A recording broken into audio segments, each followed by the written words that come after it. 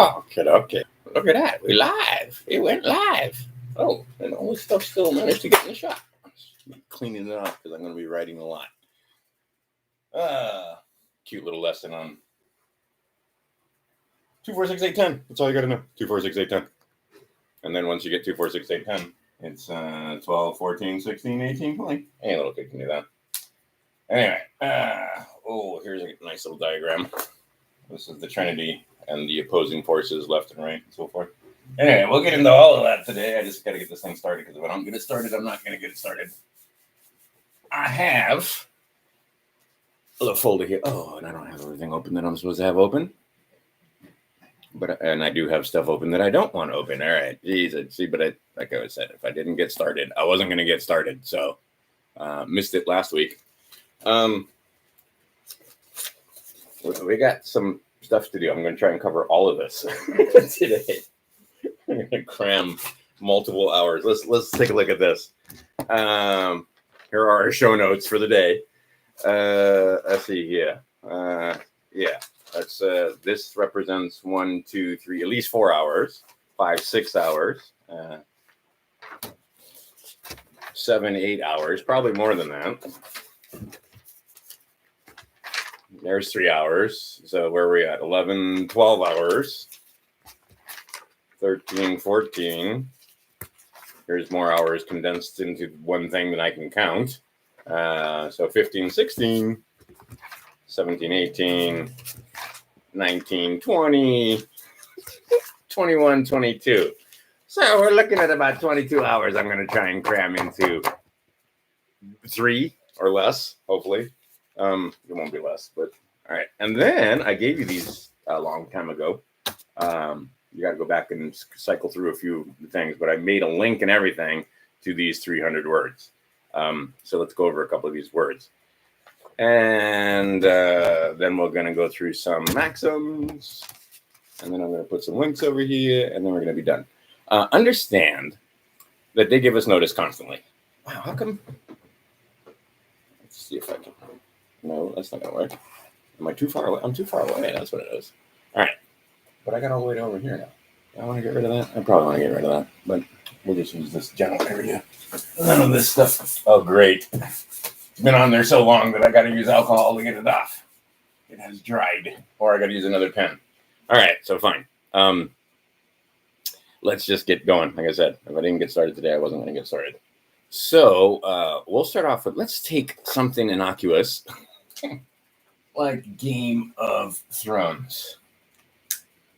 I mentioned Game of Thrones because I know so many people watched Game of Thrones. It was a little bit of a phenomenon. And then by the time they got into like season 7 and 8, I mean, they had lots of money and we had dragons and all kind of fun special effects. And it was awesome. All right. If you got lost in that, I can see how. But it was notice, and then more notice, and then some more notice. You want to know how to deport yourself? Jon Snow. That's how to deport yourself, right? I don't need permission. I'm a king, right? I'm not swearing an oath that I had no intention of keeping. Then he got bawled out by everybody immediately. Let's see, bastard son, right? Even though he was a king, that's you and me, because they consider us bastards, right? Children of unknown origin, because we give them a birth certificate. It's fraud, ab initio, fraud, and then more fraud. So we got to start from the basics here. And you got to understand who it is you are, what it is you are, etc. All right, so we'll cover that also. Also want to do another plug for this. I can't tell you enough. This has changed my son's life completely. In fact, I'm now patenting the terms APR and BPR. Technically, BPR comes before APR because this means before photo reading and then after photo reading. Oh my God, what a difference. That's how big of a difference it makes. All right. Because it does. It makes a huge difference. It's amazing. So here's this. There's this. Here's the photo reading book that we actually photo read, which is actually a pretty good book when it comes to understanding resiliency and what makes a resilient person, because right now is a good time to get into these concepts. I'm not going to do it in this video, but the concept that these are interesting times we have here that we're living in, and you need to have some mental, because it's all up here. It's all up here. So this is where we're going to start. We're going to start in the Kabbalion. We're going to start with the 7 Hermetic principles, and we're going to understand this, and we're going to get down to basics here. This is school. This is the bottom. So what's the basics? The basics is Jesus is the way. He tells you that in here. I'm the way. What way are we talking about? Where are we going? So if you're going to be a follower, you might want to ask, where are we going? Anyway, he out from under the whore of Babylon is where we're going. It's the same fucking guys with the same system of bonding. And this time they figured out, well, we'll just make them dumb as fuck, and they won't even be smart enough to protest. Pretty simple. One more thing before I get going. Find out about this stuff. Organite. Look at that. It's got a wrapped crystal, wrapped in copper. Why is that? Anyway, this is a cool one. It was a gift to my son for his birthday by one of his friends who realized that he would probably appreciate something like this. And we've made some and got into it and found out all about stones and sugarite and all kind of stuff. Anyway, but with photo reading, we're going to even have more. And with photo reading, I'm going to have some knowledge of more mundane topics like astrology wired. Also, I expect we're going to have breaks because I've had numerous cups of tea this morning. And they're delicious liberal tears. But that's going to mean that I'm probably going to have to go run out to the bathroom one quick one. But anyway, we're going to talk about this. And we're going to talk about my notes. Oh, and then we're going to fool around in the maxims, because you have to be able to do research. You run into a word like conduct. And why don't you type the word conduct into the maxims PDF and see what maxims have to do with conduct. Property. Deodan, there is only, out of 2,000, however many it is, 2,733, I think it is, maxims, there is one pertaining to the Deodan. And there is no Deodan without harm or death. Deodan means the sovereign fucked up, and there is a debt to pay. Anyway, but Deodans, they got to understand that simple concept. But understanding what the words mean and then seeing them in context and then seeing how they apply in law. Duress. There's another word. Anyway, well, let's get started here. So we're going to understand, and it's appropriate because right now, my next door neighbor, he's in his garage. I can see he's very sad. He built that house himself. He's an electrician. He wired that house himself. He's selling it finally for a huge profit at the top of the market.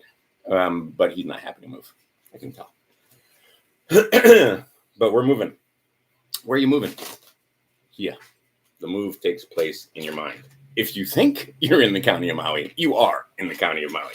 I'm not in the county of Maui. I am on the island of Maui, which is not insular to Washington, D.C. Okay, this is going to be fire hose, and you're probably going to need to watch it more than once. I'm just warning you. Most of the videos, like, I didn't even watch Tariq Bay's latest one all the way through because I watch those things. They're 3 hours long. I watch them at least 2-3 times. On at least 2-3 times. Same thing with some of the other stuff from Patrick Devine and a couple of Kirk's Law School and so on. I watch them a couple of times. So each one, and then I take notes. And usually I watch it once, and then I sleep on it, and then I watch it again, and then the third time I start taking notes. All right, so here are your keys. But understand, there is notice everywhere. Game of Thrones gives you notice. No name. No name. The girl has no name. I don't have one of those. I don't have a name. That's not me. How many times does she say that's not me? Young Stark murderer girl. Anyway, notice. The Starks give you notice. This is how you're supposed to act or how you're not supposed to act. Notice, right? And you don't know how to, most of us, we don't know how to be kingly because we've just been slaves. But this knowledge will make you unfit to be a slave. Frederick Douglass says this. All right, so if you haven't already, go get yourself a copy of, and see, these guys were just initiates. They didn't even pretend to call themselves masters. All right, that book right there, that would change your life. Here is a version This is not the version. This is just happened to be a version that I got. You might want to get one. And then you got to know what the words mean. All right, so all I'm going to do is cover the 7 hermetic principles to start off with, to understand that it's all mental, right? You move in your mind. And what you're going to do is you're going to inform them that you've moved. And where did you move? You didn't move anywhere. Where does the way go? The way doesn't go anywhere. It's here. All right. 7. Ultra 7. First hermetic principle. If you know them already, you can fast forward. Mentalism. But it's all mental. It's all here. Mentalism. The mind. Get control of your mind. See, what you've found is your friends have lost control of their minds. Someone else controls their minds. You don't control their minds. They don't control their minds. The little screen controls their minds. They believe what they see on the little screen. They believe that to be protected and to be able to travel and to get their rights back, that they surrendered at the drop of a fucking hat. Now all they got to do is this, and they'll get their rights back. Okay, and they'll be protected from a disease that has a 99.9%. I mean, it's ridiculous. Until you get to like 94 over here after the age of like 75. Oddly enough. Anyway, mentalism. And get control of your mind and understand that it's all mental. It's all mental. You got to change your mind. Easiest but hardest thing to do. I believe in this book right here. Which one is it? Oh, I got a pile of them here. Not that one. Not that one. It's there. Well, of course, it's at the bottom. It's buried over here. In this book right here, it tells you that changing your mind is easier than blinking. It's easier than dropping a lotus petal from your hand. But it's the hardest thing. Right? All right. So, mentalism. What's the next stage? The next stage is that one. Or, well, not the next stage, but the next principle is correspondence. Right? As above, so below. What it's like below is what it's like above. Correspondence. I'll just put correspondence. Let's see here. Vibration is the next one. So now it's not as above, so below. It's not equality. It's not same. It's not correspondence. And see, correspondence, if you understand correspondence, before I move on, that is the concept where you are fooled by words because your correspondence and their correspondence are not the same. You're thinking that the word means one thing when actually it means another. And by the way, this thing right here that you are the man, or okay, noble, able master. Well, let's focus on the master. You got it, master. That means you're not ignorant. That means you know the law. That means you've mastered a few things. They ain't giving you no liberty if you have not exhibited mastery. And that mastery also is your ability to stay on that square. This stuff's not hard. And if you stay on a square, and they will test you, they will definitely. I had this cow once. Actually, it was a steer. And he was pesky. And the first thing he did when we put him in a pen is test the fence. He ran around and literally just ran into the fence to see if he could knock it over because he was known for getting out. And I had Kiavi fence posts with barbed wire, so he was hurting himself, but he was still checking the fence, going along the fences. And that's the first thing he did. Went all around the fences and ran into the fences just to see if he could, because he figured out that a lot of the fences are crap, and especially with those little skinny green fence posts that you put the wire in. Okay, yeah, a lot of times they get rusty, and you just push on it, and you can walk right over it. He figured out. Anyway, them just like that cow, they will try and see, oh, can they get you to cause harm? Can they get you to step off your square? Can they get you to disturb the peace? Can they get you to enter into contracts that have mischief? Yes, they can, and they have, and there's your way out. But the 4 things of this square, I've talked about this numerous times. So you have to exhibit the fact that you're a man. And see, they use, what is it that Tariq Bey talks about, is using connotative linguistics against you. So again, your words don't correspond. You think it connotes, right? You think that, well, actually, if I put the U.S, it's right. You think that U.S. is short for USA. You think that person is the same as man or woman when they are not corresponding. Because men can be persons, but not all persons are men. State of Hawaii is a person. Apple Computer is a person. All LLCs are persons. This is a creature of the state. This is a creature of God. That'd be you. Right?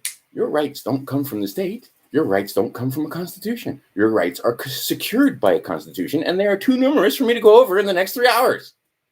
I'm going to go over some of them, and we all have Bill of Rights. Right? Canadians have Bill of Rights. Kenna, Diane's have a Bill of Rights. We have Bill of Rights. We have constitutions. We have 50 constitutions, 50 state constitutions. No York state constitution. Oh, let's start with this. Also, let's put this up here while we're going over the 7 Hermetic principles. And this, let's use a different color pen to make my presentation pretty.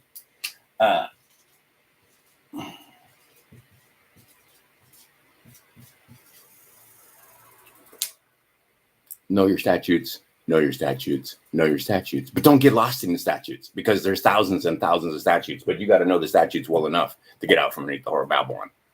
All right. But there isn't a form that you're going to fill out that's going to get you out from under the Whore of Babylon. And certainly, I mean, come on, people. You think you're going to find the secret form that they've been hiding from you, fill the thing out, put your signature on it, and now you're free. Okay, that's ridiculous. Psalms 119. Apparently, there were some people that thought that was how this worked. Okay, well, that's not how this works. That's not how any of this works. All right. You got to learn how to use one of these things. And I have them here. Oops, not that one. Oh, not that one. Definitely not that one. Oh, sure. Let's pick this one. One of these things that, to its best effect, you got to know what to say and who to say it to. So that's very basic, isn't it?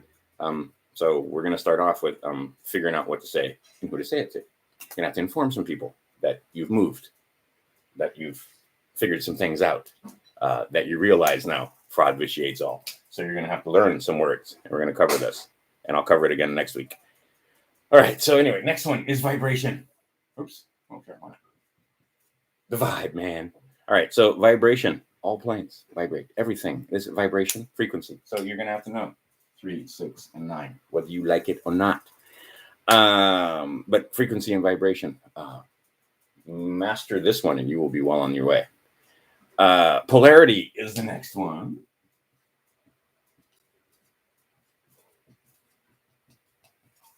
There's 4. I'm not even going to. Okay, rhythm.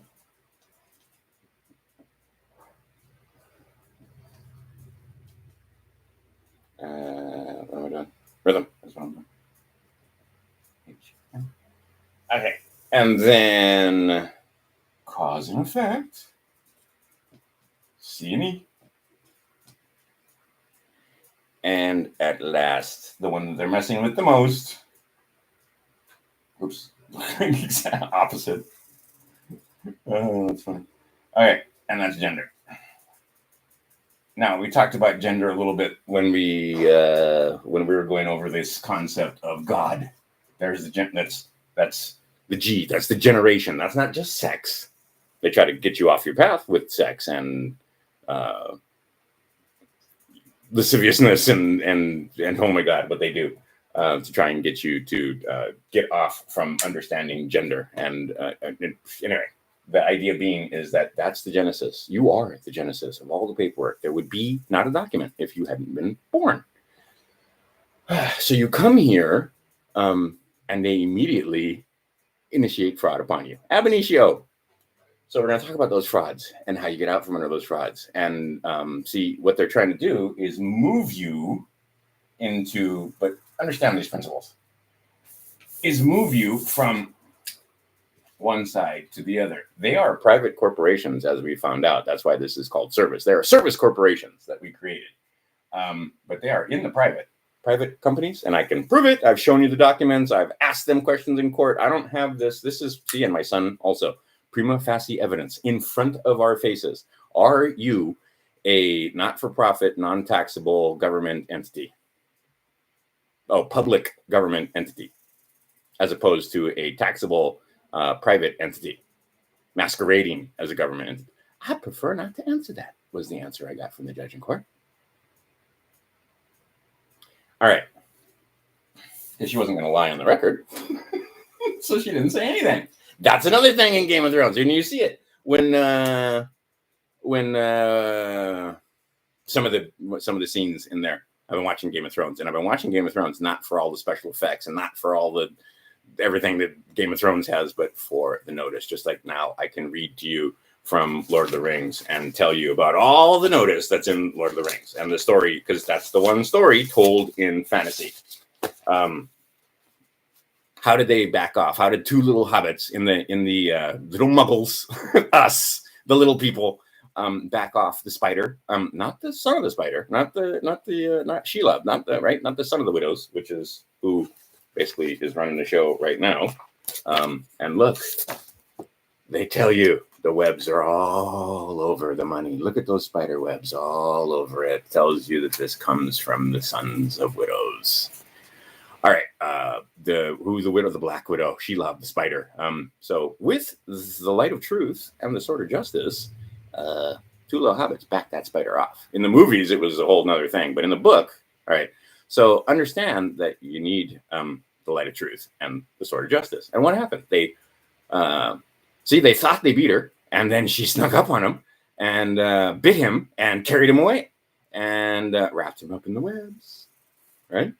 And Sam had to go use the sword of justice to cut all the webs off of him and free his master, who was bearing the contracts, who was bearing the ring, the one thing that binds all of us. All right. So anyway, what they try to do is get you from the public, or excuse me, from the private to the public. You've never been there. You've never been in the county of Maui. I've never been in the county of Maui. I didn't know that. I thought I was on the island of Maui, and I thought I was in the Republic. Turns out not. Turns out they think that I'm in the county of Maui, a resident thereof, which is a subsection or sub part of the state of Hawaii. And all these things are in caps, by the way. I didn't even finish that one. But state. Oh, state. State of. In this case, in my case, Hawaii, that's it, which is county of.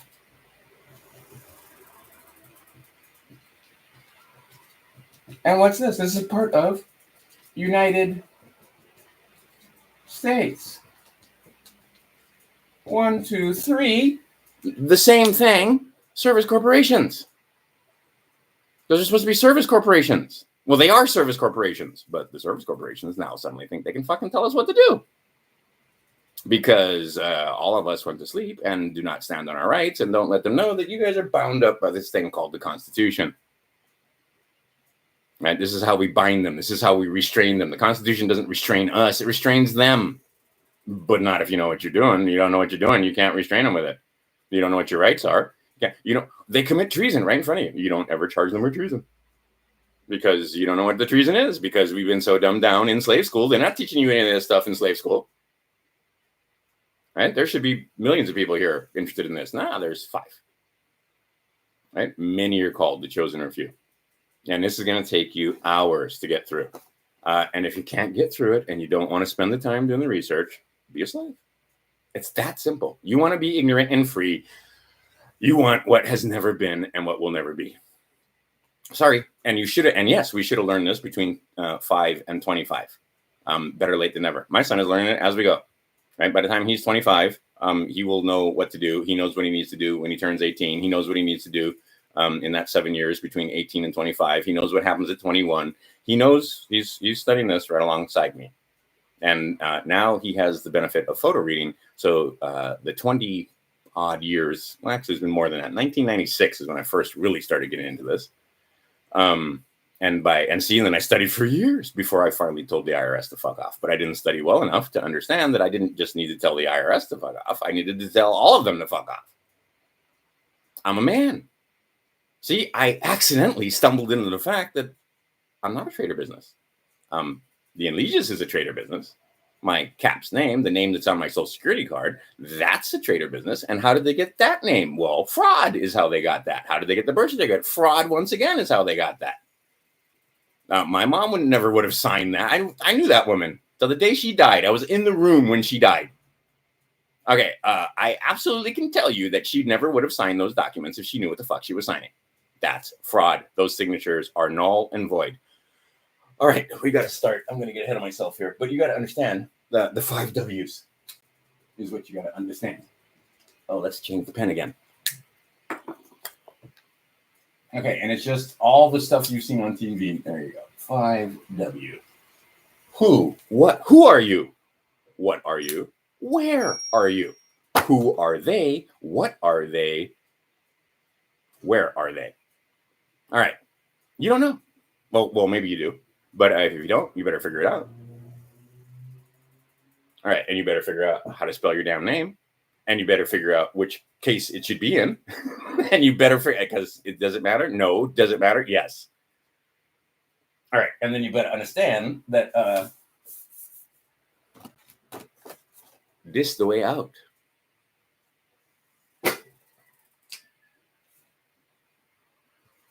Oh, can I do it in the right colors? I believe I have it. Do I have a red pen here? I got a pink pen, that'll close enough. It should be red.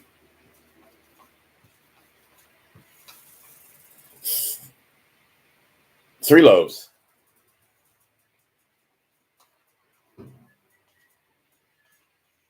Two fishes. And with the 3 loaves and 2 fishes, they rule. Well, actually, I just make it 1. I have to write 12 of them here. But all right. 1, 2, 3, 4, 5, 6, 7, 8, 9, 10, 11, 12. With those 3 loaves and 2 fishes, they rule the 12 tribes. That's all of us, the whole planet, everybody.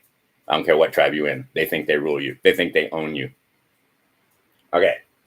The symbolism is everywhere, and you got to start to understand what the symbols are, right?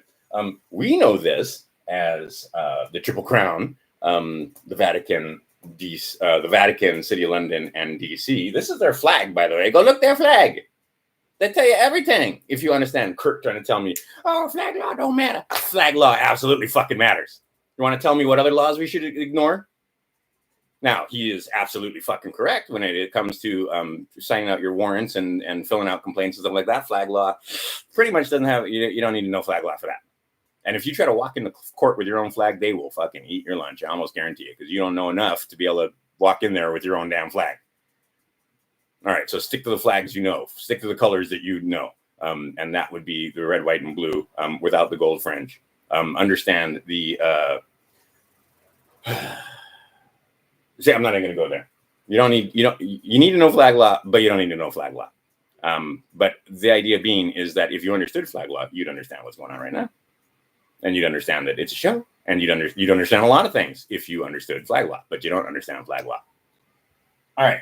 But the flag of this thing, or the, right, is these 3 stars and those 2 bars.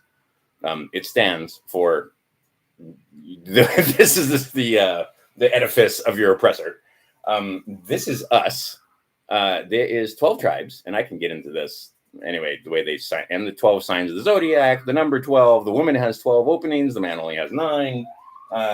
Anyway, skip all that. Oh, look, my ride's here.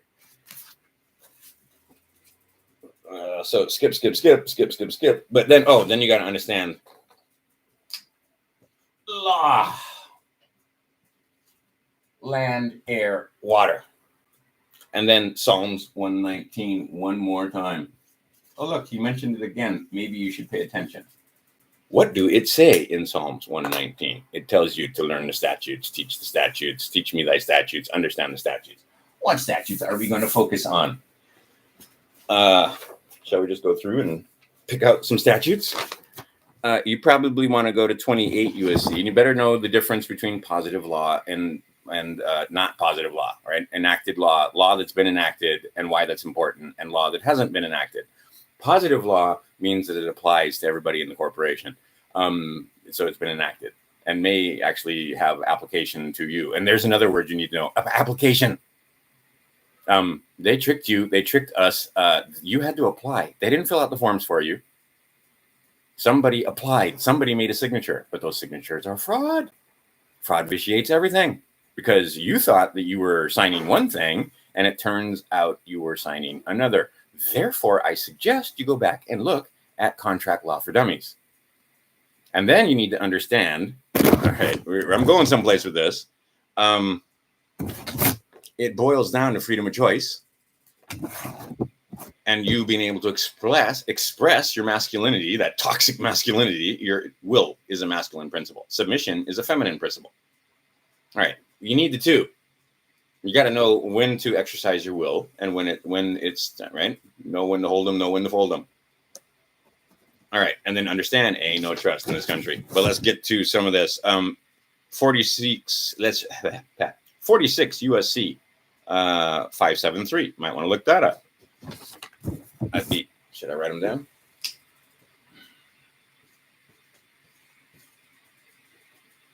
Just peruse. That's not a key one, but that's one you might want to look at. This is key right here.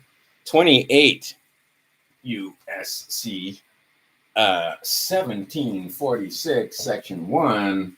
You have been signing affidavit. See, because your documents, you have no duty. I can find no evidence that I have a duty to perform. I can find no evidence that I have a duty to use their forms. I can find no evidence that the APA applies to the living man.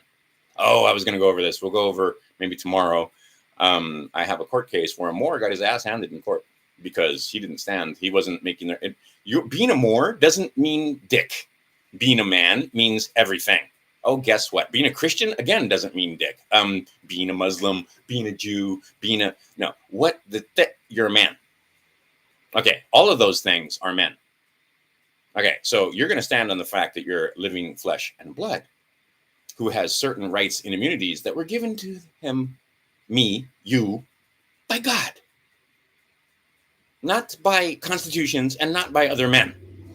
As I was explaining to my son, me and his mother, we made the baby. I supplied sperm, she supplied egg, I fed her, right? Went to, made sure she had a place to lay her head, and went and over to Dickie's Broke Ass Ranch and got liver, and then went out and got bacon and onions, and liver, bacon, and onions were part of her diet for 9 months because. But the idea being is that's just the body. That's just this land. That's just the flesh. That's just this thing. God provides the spark of life that animates. And we all are that same thing in 1,000 different splinters and 1,000,000 billion different splinters. But we all come from that one thing. And that one thing means that we have certain unalienable rights. They cannot be leaned. All right, so you need to understand those rights and what they are. They are secured by constitutions, but even the constitutions, almost all of them have a 9th or 10th Amendment that tell you that anything not covered here is reserved for the people or to the states, respectively. Okay, because the rights are too numerous to mention. You have the right to contract. You have the right to not contract. Unless you sign a contract that says you give up your right to contract and not contract, which they think you have. So they have made some presumptions. And by the way, are those my signatures? Yes. No, they're not, because it's not a true signature, because signature doesn't just mean that shit. That's just the mark. The intention is what the signature represents. To agree to the contract.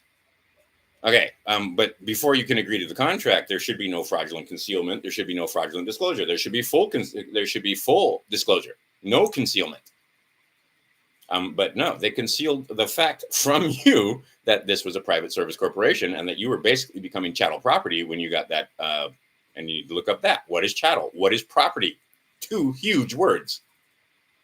But you basically became chattel property of service corporations by contract. So you need to figure out how to revoke those contracts, renege on those contracts, because they were fraud, and fraud absolutely vitiates everything. Okay, and you can go into the, shall I put them here? I mean, I put them up in every other video. You got to have it. Kirk's Law Corner has that lovely little library where you just click on it and you can get the maxims of law. Click that, open it up, put the word conduct in there, put the word property in there, put the word chattel in there. Which maxims apply? And just go through and read them. I'll make a video like that where we just put words into those maxims and see. But 28 USC 1746 tells you, see, they think you are insular. You are not insular. You are foreign. That government is, see, once you start understanding, catch up if you don't understand all the terms. You need to know what the words mean. But you are not insular to United States Corporation or State of Hawaii or Maui County. I'm on Maui. Those three corporations are domiciled, reside in the place we call Washington, D.C. I was born in a place called Illinois, which is foreign to Washington, D.C. In fact, Washington, D.C. is so fucking foreign to us, it's surrounded by troops right now. All right. And you guys still don't know what's going on because you don't know flag law. You don't understand that somebody got a 21-gun salute and it was not Biden. Biden. Right? I was going to make a video where the whole video was just like, if you believe and haven't done your research when it comes to this, Biden. If you thought that, anyway, on and on, Biden. And it is Biden because a lot of those guys going bye-bye.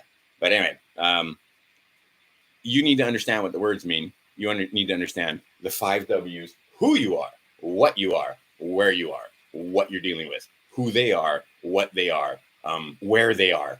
And again, you got to let them know what they are dealing with. They think they're dealing with chattel property. They think they're dealing with a living individual whose consent is of record. You might not be that living individual whose consent is of record. You might be the living flesh and blood who says, wait a second, I thought I was a member of the Republic. I thought I was one of we the people. We the people are beneficiaries of that Constitution that you've sworn an oath to protect. What I just said is hugely important, and you might want to rewind. You walk into court and you say stupid shit like, oh, my name is John Q. Smith, and I'm not guilty, Your Honor. All right, you have just, with your mouth, entered into contract. Instead, what you might want to say is, you might want to make it clear that you represent that thing, but you aren't that thing. That's not me. I am, state your name, and it's not your name because you don't have a name. You are that, right? I am the 100 monkey. Close enough, right? He's known as the 100 monkey. The faceless, no name guy. Yeah, he can come kill me now because that's good enough, right? You got, like I said, Game of Thrones. Got to go watch it. The three-faced God, right? The three-faced God, generation, operation, and destruction. Brahma, Vishnu, and Shiva, Father, Son, and Holy Ghost. Oh, it's three things. That's one thing.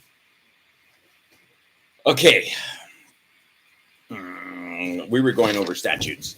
Let's go over a couple more statutes. 28 USC 746-1, kind of important. Let's see here. What else? I wrote them down.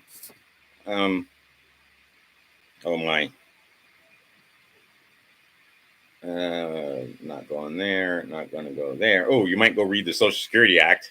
Those statutes that there are parts thereof, and understand that, and especially when it talks about minority and majority. Because there's going to be the foundation. Here is the foundation. All right. And, well, there's a couple more of those, but statutes that you might want to take a look at. But 28 USC. Oh, 42 USC has a lot of good stuff in there. Oh, and then 40 CFR. 31263. But we'll get into that in the future. You can see it's all in there, and they put it in thousands and thousands of pages to confuse you. So you got to be able to cut through all that stuff and get to the stuff that's important. All right. Oh, so much to cover here.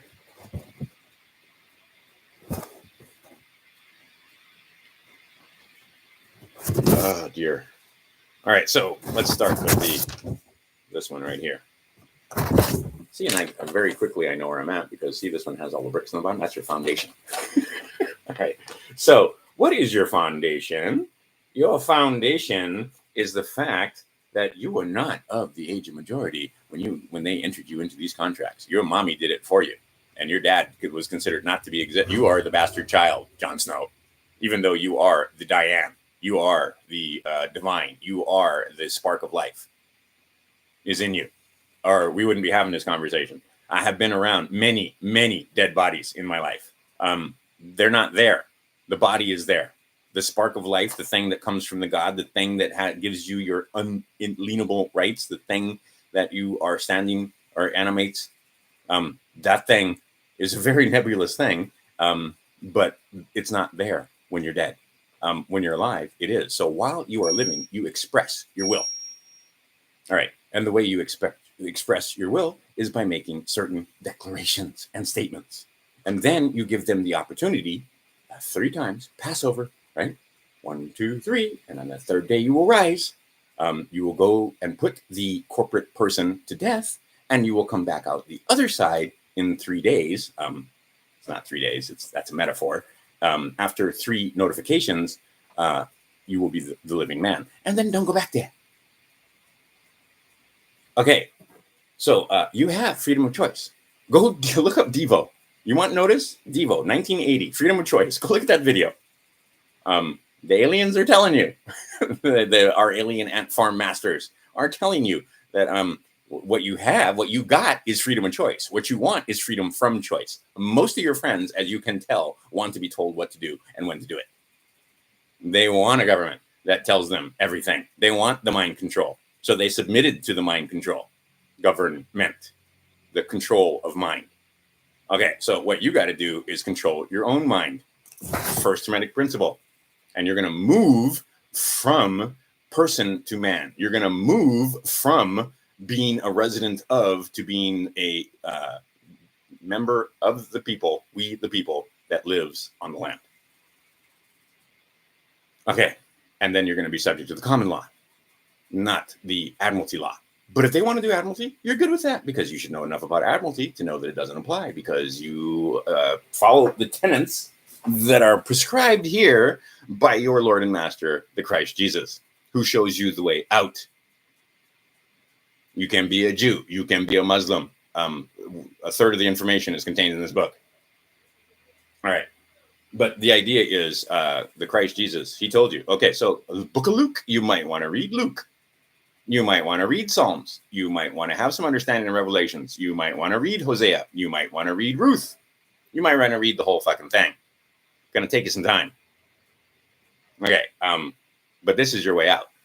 This is where your law comes from. This book right here, they believe it. I don't care if you believe it. This is in every fucking courtroom. You affirm or swear on this thing in this country. Every court in Canada, every court in United States, every court in Great Britain, every court in Australia, every court in New Zealand, every fucking court in English or in Spanish or in French. Because this is the foundation of our fucking law. And if you don't understand what's in here, well, they're going to rape you. And they have been. And it's your fault for not knowing. For not being able to stand up. They assume you consent. You've stood silent all these years. You didn't do what you were supposed to do. What you were supposed to do is figure out, let's get to it.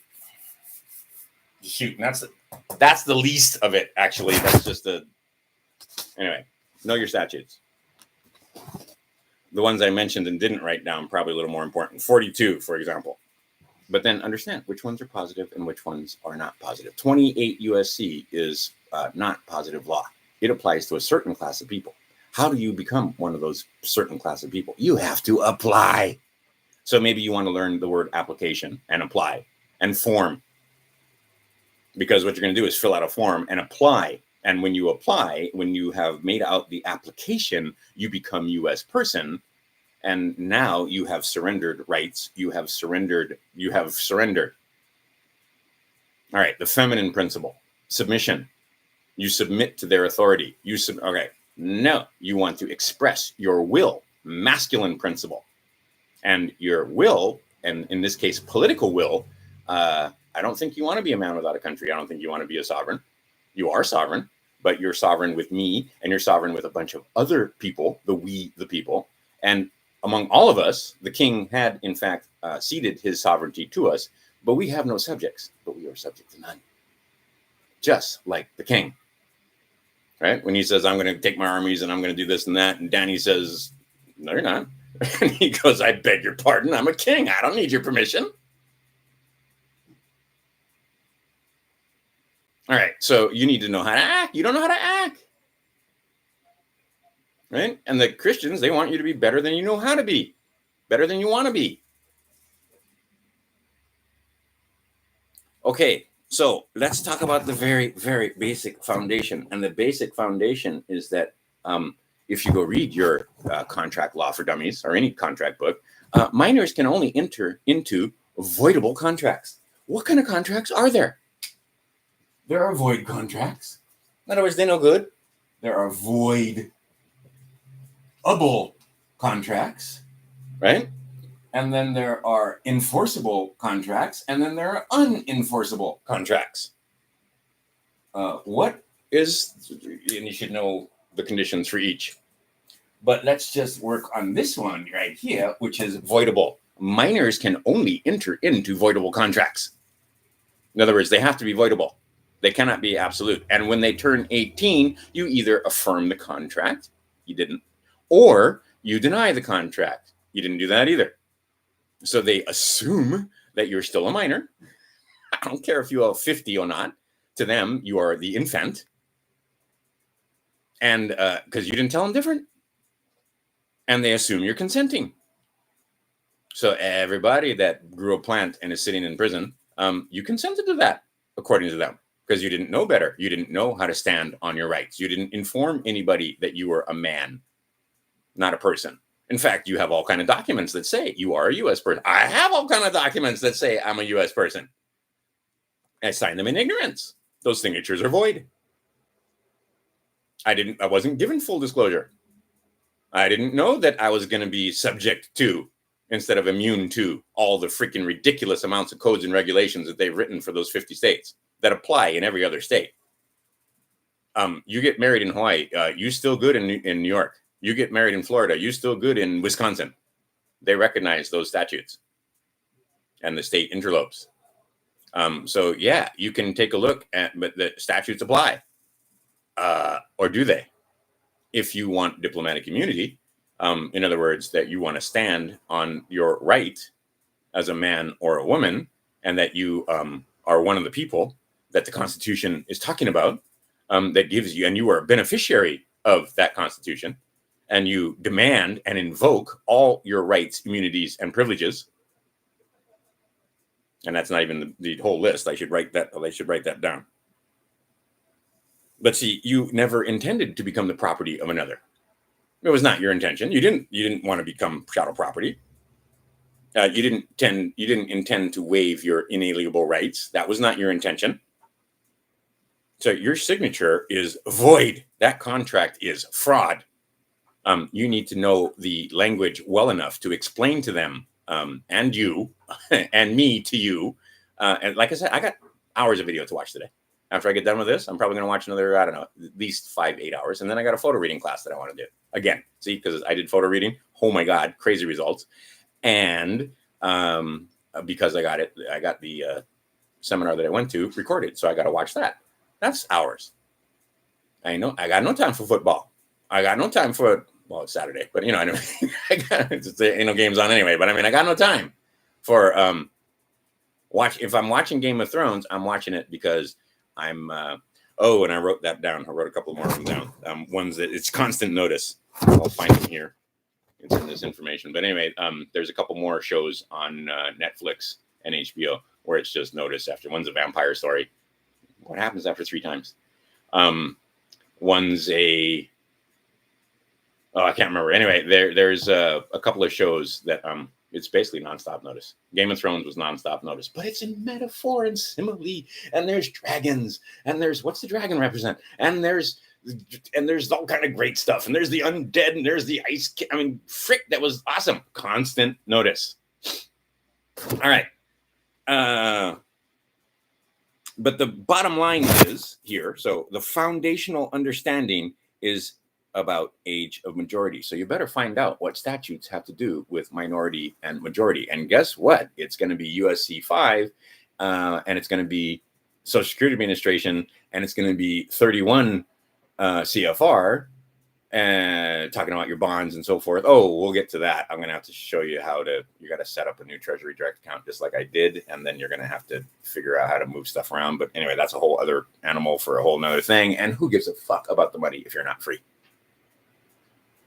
And if that's your main motivation is because you think you got funds there, well, fuck off. I mean, go find another channel, right? Because the first thing you need to do is secure the fact that you are a man or a woman, and that you have fundamental rights that may not be abridged, may not be abrogated by statute. That's Miranda, by the way, right? Okay, they may not abrogate your rights by statute. They do it all the time, but they assume you have contract and you never protested, and so they assume you're consenting. They presume you're consenting. Plus, your signature says you're insular because you don't know how to sign when you write your affidavits. And you'll see that the forms that they make you fill out have the insular, right? So go read 28 USC that I just put there and understand what the fuck it is I'm talking about. And understand you want to be one, not two. So yeah, let me write that down for you. I have it here on numerous pieces of paper. 28 USC, see, I should have it memorized. 1746.1. You keep signing as 0.2 instead of 0.1. So you are saying that you are in their corporation instead of in the United States of America. You will notice very clearly if you go pull up 28 USC 1746 that one has the word United States in it, United States of America in it, and one doesn't. You want the one with United States of America because you thought you were in the Republic. You thought you were a man or woman, not a person. You thought that you were in the Republic, not a piece of property of the United States Corporation or State of Hawaii Corporation or State of California Corporation or wherever the fuck you are watching this from. You can act. There's another one, those small little words. Canadians, you got a Bill of Rights. And there's a Canadian that's getting in all kind of trouble. I'll try and put some links to this guy below because absolutely he's standing on his rights. Because the Canadians have a Bill of Rights. They are Canadians. We are Indians. If you're native here. Otherwise, you may have immigrated and now you're a member of the Republic. Not U.S. citizen, not U.S. person. Okay, and you need ID and you need documents from Secretary of State that reflect the fact that you are a man and that you have this immunity and that you are immune to the laws. Well, not laws. See, they're not laws. There is connotative, see, starting off again, right? That correspondence where you think the word law corresponds to statute. It does not. A statute is not a law. A statute is a statute. Rules and orders are not laws. Those are statutes. Those are rules and orders. The common law is the common law. And if you don't know the difference, well, they got you then, don't they? How come you don't know the difference? Because you went to slave school just like I did. They ain't explaining this to you. Why would they? Explain to me why they would. Because how is that going to help them out, giving you information? So again, power phrase, I can find no evidence that the statutes apply to the living man. I can find no evidence that the APA applies to the living man. I can find application applies. You better learn that word. I can find that those are not, I'm not expatriating from United States Corporation. I thought I was going to. I'm not expatriating. I was never there. Never there. It was never my intent to waive rights. It was never my intent to tell you that I was a person that was property of a corporation. That was never my intent. Right? You tricked me. Okay, you can't say that. But you can tell them that you were never there. You can tell them that those signatures are void. You can tell them that you entered into a voidable contract. Or, well, a voidable contract. You were entered into it when you were probably less than 18. My son has a Social Security card. He ain't old enough to have that thing. He don't know what it means. All All right, so he must enter. They must give him the opportunity to get out because they understand that he's not competent at the moment. He is incompetent by age of majority. Or excuse me, by age of minority, because he is of age of minority, not majority. Those are two words you got to know, minority and majority. Go look them up in the dictionaries. And then go look those up then go put majority into the maxims, and then put minority in there. Put insular in there. See if that shows up. Put property in there. Guarantee that'll show up. See, I've done a lot of this stuff. Put duris in there. There's a huge word. Okay, so you must establish your identity and nationality to their effect. You're going to need an apostille, which tells you that they recognize you, but you better not go apostille your freaking birth certificate, you dorks, because that apostille will tell them that, yeah, that's you, which is that corporate person, which is that fiction. You are not the fiction. See, correspondence once again. I do not correspond to that fiction. I represent that thing, but that's not me. And I have multiples of them. I have 2 debtors, I have 2 creditors, and there's probably more. And they try to make up names. And I let them know, I'm not authorized to represent that, and that's not me. If that's just a 2 name, my first and very last name, that ain't me. Where's my middle initial? Where's my middle name? Right?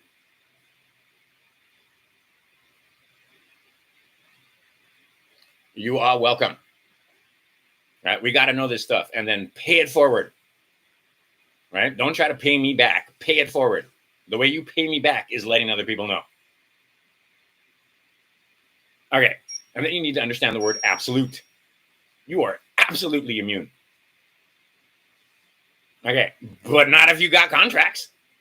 And not if you think those contracts are enforceable. And not if you didn't void those contracts. And not if you sign documents. See, in Hawaii, the police officers will always tell you that you don't have to sign this. They kind of make you want to sign it, and they kind of try to make you think that you should sign it. But they tell you up front because they've had their asses handed to them on more than one occasion from guys like me, wherein duress was voided the contract because the person signed under duress. Signatures under duress are void. All right, so I just sign on there, no contract. And then I put them even more, 1308, UCC 1308. See, because if you don't have any other agreement in place, then the UCC applies. Right? We default to the UCC. So fine. While you don't have any other agreement in place, maybe you learn a little bit about the UCC. And before you go read the UCC, maybe you go back to Contract Law for Dummies and start reading what makes a contract. Both parties have to be aware, not just one side, not just them, you too. And you weren't. Okay, you have been defrauded. All right, most people don't even want to admit that much. But you have been defrauded. So what do? Do you continue to play along with the fraud? Do you enter into the fraud to get out of the fraud? Or do you rise above? Right? They trespassed against you pretty much from birth. All right, you must forgive them their trespasses as you forgive those that trespass, right? We forgive them their trespasses as we forgive those that we've trespassed, right? So forgive us our trespasses as we forgive those who trespass against us. That's dual. That's two-sided. Don't just forget. You got to forgive both. Or not. Right? On the record, I am a man of my word. On the record, I told those people, if you proceed, I will proceed. All right, they proceeded. So I'm going to proceed. Now, the only way I can proceed is with knowledge. The only way I can proceed is by picking up the armor of, applying the armor of God. And somebody asked me, what is the armor of God? Knowledge is the armor of God. And that knowledge allows you to swing the sword of justice. Don't worry about the scales. That's not you. Your job is not judgment.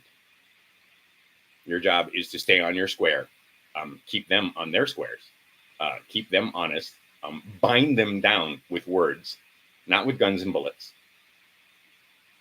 Right? Accept their oaths of office. They are indentured servants, motherfuckers.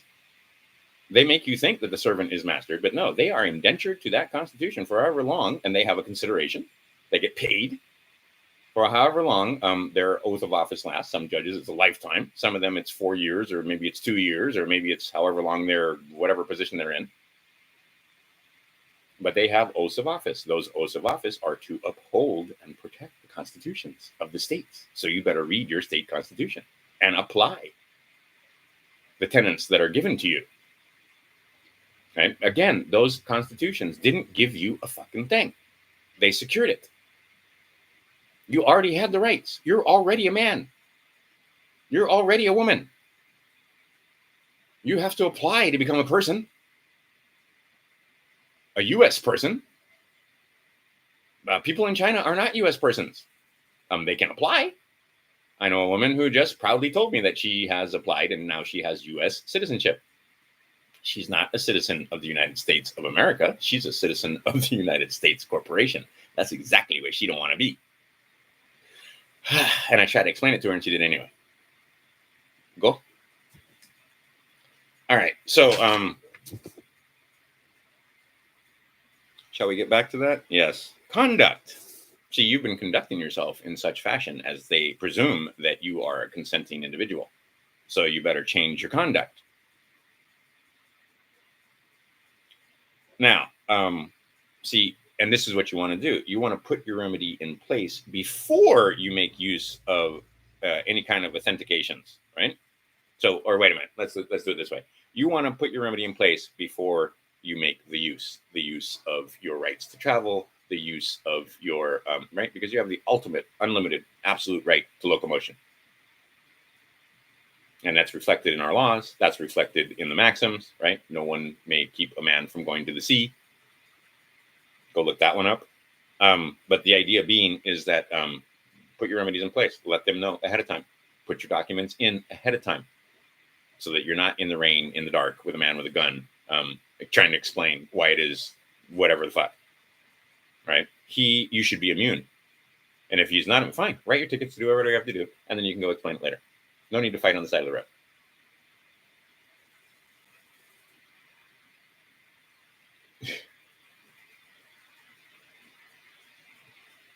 Yeah. Well, actually, see, this is the thing. With a jab, you are submitting. Not once, not twice, but 3 times. Most of them. So that is tacit agreement. You are consenting. Okay, so you need to know that you're one of the people. So then you need to understand that if you are one of the people and you can stand on these rights of the republic, right? And you need to understand the 2 systems, right? Again, I've told you this how many times, right? Those voidable contracts, you need to understand age of majority and age of minority. That is the foundation of everything. Fraud vitiates all. This gives you the power. Right? But you never say nothing, so they assume you agree, that you're consenting. So you need to know that you're one of the people, and then you need to understand.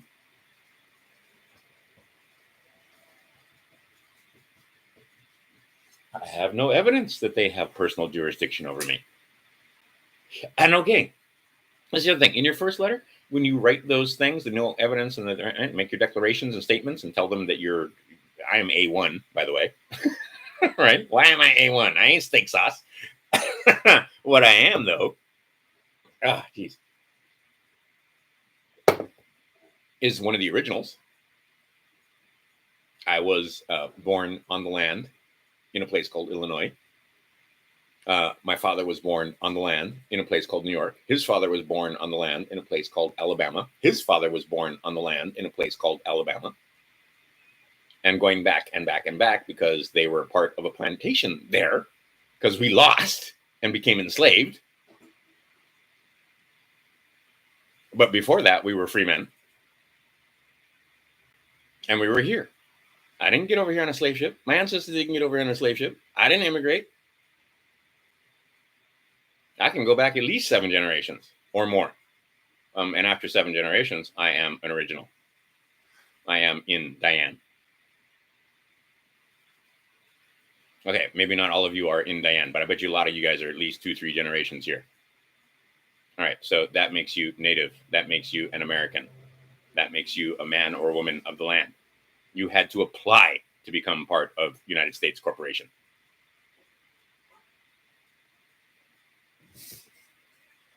Okay, so you're going to express your will. Learn how to express your will, because what you have right now is a birth certificate that pledges all your future labor and then gives you some benefits, which you see that they can give or take away however they want, and they don't live up to that. See, and this is the other thing. You have to have a why. Don't forget in that why. Why are you sending these documents in? Well, one, so that you can inform, like, what's your result? What's your intent here? Well, you're expressing your will. Why are you expressing your will? And how come you're voiding this contract? Well, because it was fraud, because I never intended to give up my rights. So why are you doing this? Because you want your freedoms secured. You want your liberties secured. You didn't know that you were being removed from the common law and being given this other thing, statutory, right, by the statute merchants. I mean, see, and you come up with your own whys. Why are you doing this? You doing it for the money? Okay, that's why you're doing this. Sorry for you. Oh, there's money there. It's fucking paper. Go back and read the 1933 Emergency Acts. This is script. They told you that this is redeemable for nothing. And they put their marks all over it. Masons, right? The sons of the widow. And the daughters. Okay, so you are outside of their jurisdiction. You are not in Washington, D.C. You are not in the state of Hawaii. You are not in the county of Maui. You are not in United States. That's a corporation. That's a fiction. That's a work of the mind.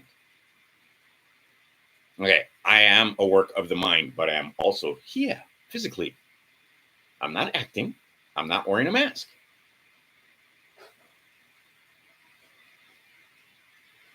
Right? And then understand that whole concept of the mask and the mask that they're putting you on, right? Speaking through that mask. Okay, I don't have a mask. I'm not in the public. I'm in the private. Now, understand authorized representative. Authorize and understand that that birth certificate is a bill of lading, right? And it's a pledge of your future labor.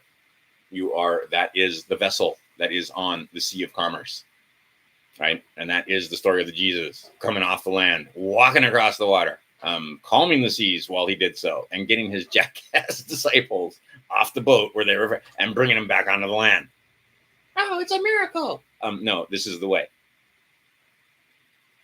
Okay, so express your will. You are not a person. You are not a U.S. citizen. You are not a U.S. person. Now, you can be a person. You can certainly be a person. And saying, I'm not a person. No, you're not a specific word of art person, the U.S. person. All right, so then you're going to have to understand that you are the beneficiary of these constitutions. You are not the trustee. And what they've done, again, by contract and by signing these documents, they have converted you from beneficiary to trustee, which makes you liable. So now you got to understand some trust law. So first, contract law for dummies, and then you got to understand some trust law. Fortunately for me, I already had a lot of trust law under my belt. I used to teach trust law way the hell back in the 90s because we used to set up trusts as part of my business when I used to be in the financial business, right? They're in the judicial business, the law business. But both of them are designed to extract wealth from you. It's as simple as that.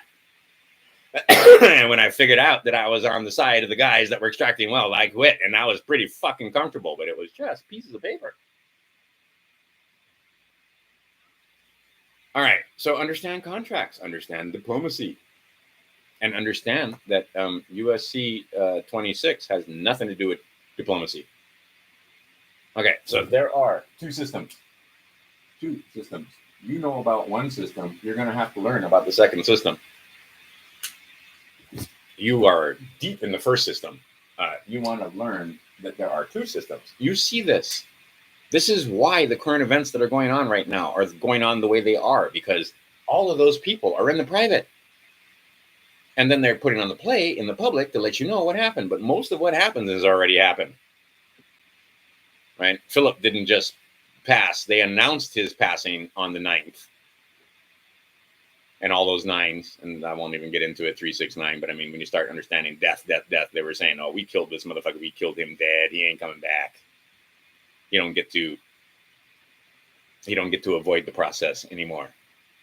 And that motherfucker probably did it 60 times, 40, 50, 60 times, from what I understand. If you want to get into the deep woo,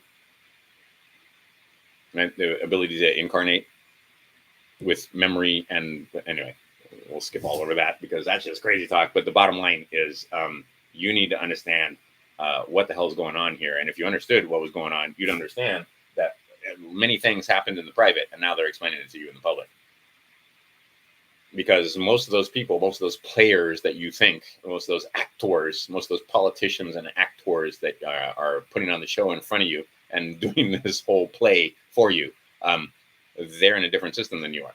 They are subject to a different set of rules or laws, if you want to call it that. And again, correspondence, right? Laws does not mean statute. I can find no evidence that laws and statutes are the same thing. Okay. And if you can, again, well, then show me. Here is your right to adjust my claims. Here is your opportunity to adjust my claims. Here is your opportunity to correct me if I'm wrong.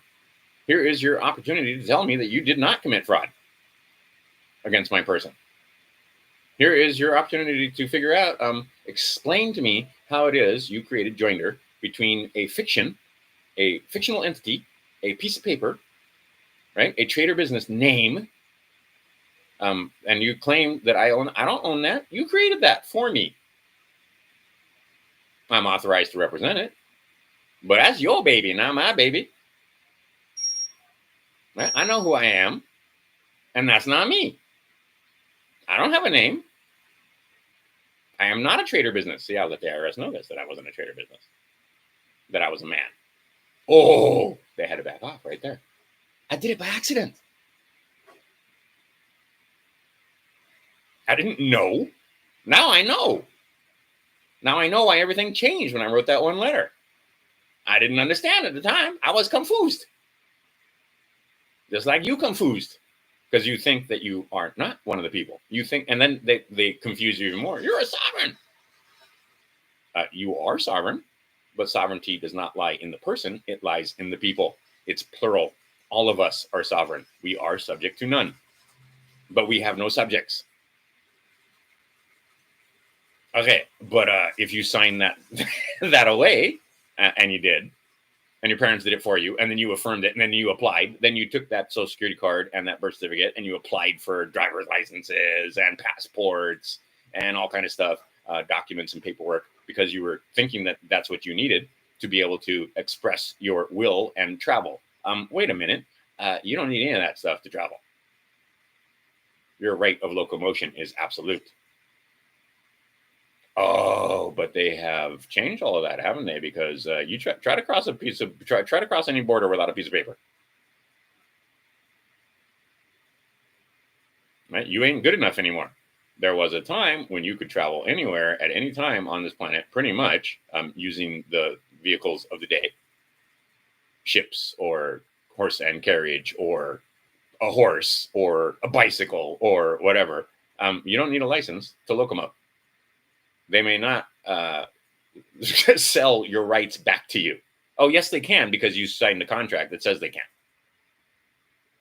And you have conducted yourself in such fashion that they think that you're part of that system that they created for you, the legal, right? So you need to separate yourself from that, right? And let them know, without being a crazy person, that you are the living flesh that represents their legal fictions. So you're going to ask questions. I can find no evidence that the legal fiction stated, the name that they gave you, that's on your social security card, or that's in all caps on your birth certificate, is the same as me, myself. I am not that. That's not me.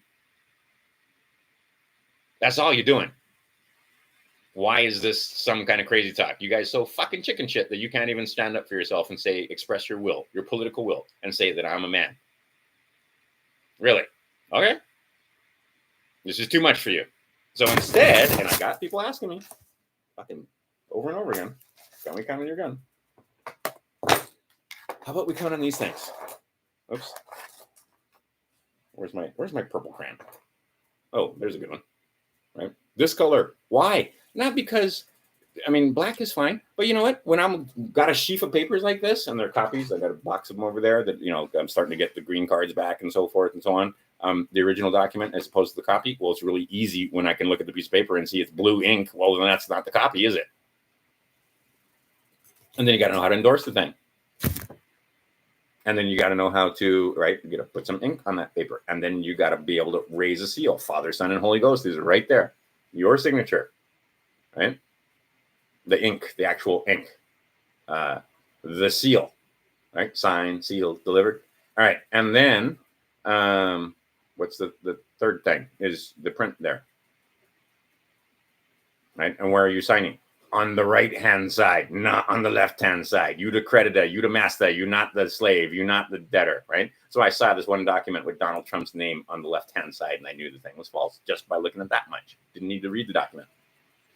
Because he ain't signing on the left-hand side. If you notice, most of the time he signs in the middle, because he is the magician, he is the medicant, or on the right. How come you signing on the left? Because you ignorant, that's why.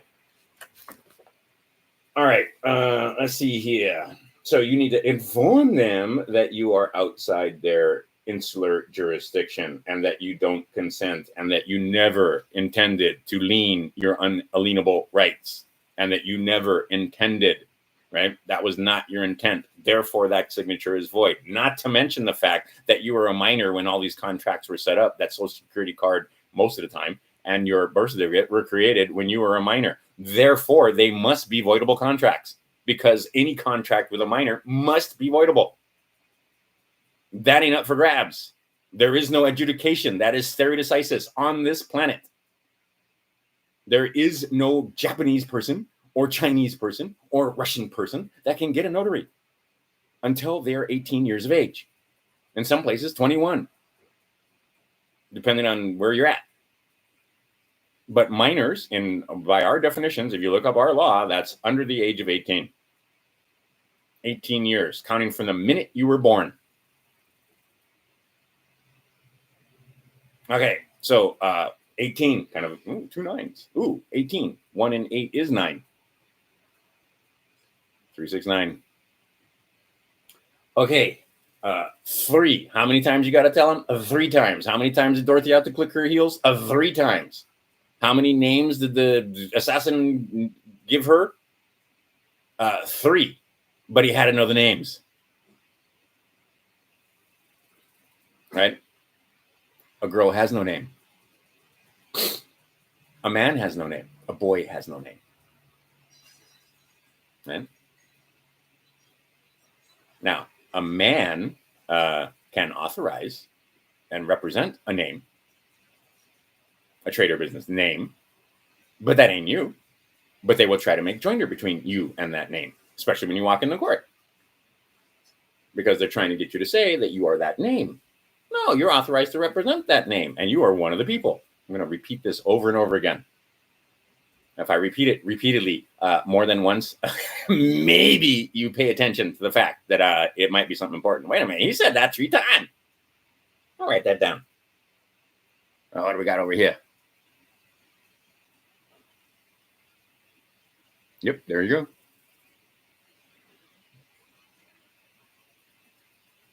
Yep. The worst is the moms that were ignorant of these things. That's it. They deceived you. You never would have fucking signed those papers if you understood you were putting your child into chattel property, into slavery. See, my grandmother understood this. I'll tell you a story. When I was a little boy, I was 5 years old. I was 5, just going to go to school. Just about to, my mom waited for me to turn 5 because of my birthday. And she was going to put me in school the following September. All right. So, this is back in like 1969. Many changes since then. We were still on the gold standard back then. That's how old I am. Anyway, I'm editing in my mind. Okay, so basically, my grandmother and my mother, who were always in agreement and who loved each other very much, very, very much. My grandmother and mother were very close. And it pained them to be apart when my mother moved to Hawaii, to the point where my grandmother came to take care of me so my mom could work and stuff like that, and didn't need a babysitter and so on, for the first little while. And then I went to school, and then she didn't need so much of a babysitter and so on. But anyway, skip. In front on High Street in Wailuku, there used to be a federal building. That building is now a parking lot because Hawaii, some things happened here in this state, and they didn't tell us about it. Anyway, but that was where you went to go get a Social Security card or a Social Security number. That's where the Social Security building used to be, where you would fill out the paperwork and so forth. That has now moved to One Main Plaza, which is not far away. You can see it from where this argument took place. Anyway, I'd never seen my mother and my grandmother fight, and I mean fight. And my grandmother was telling my mother, don't you sign him up for slavery. Don't you get him that Social Security card. But Mom, I need it for him to go to school, and I need it for him to, so I can take him off my taxes, and I need it. And don't you do it. And she was arguing with her right up until the time we walked into that place to get the Social Security card. They never consulted me. I didn't have a damn thing to say about it. I was a 5-year-old. And if you go look at my Social Security card, you will see it was signed by a 5-year-old in big curly letters. I had no ability to understand what the fuck it was I was doing. My mother was also not smart enough. That's why I make this comment, because yes, the worst is the moms that signed their children up for this out of ignorance. The mother of my children did so. My name is nowhere on that paperwork because I understood this. I didn't understand it as well as I do now, obviously. But at the same time, I understood. Don't sign those things. Grandma told me not to. And I remember that argument because I'd never seen my mother and grandmother have harsh words. And I mean harsh words. Anyway.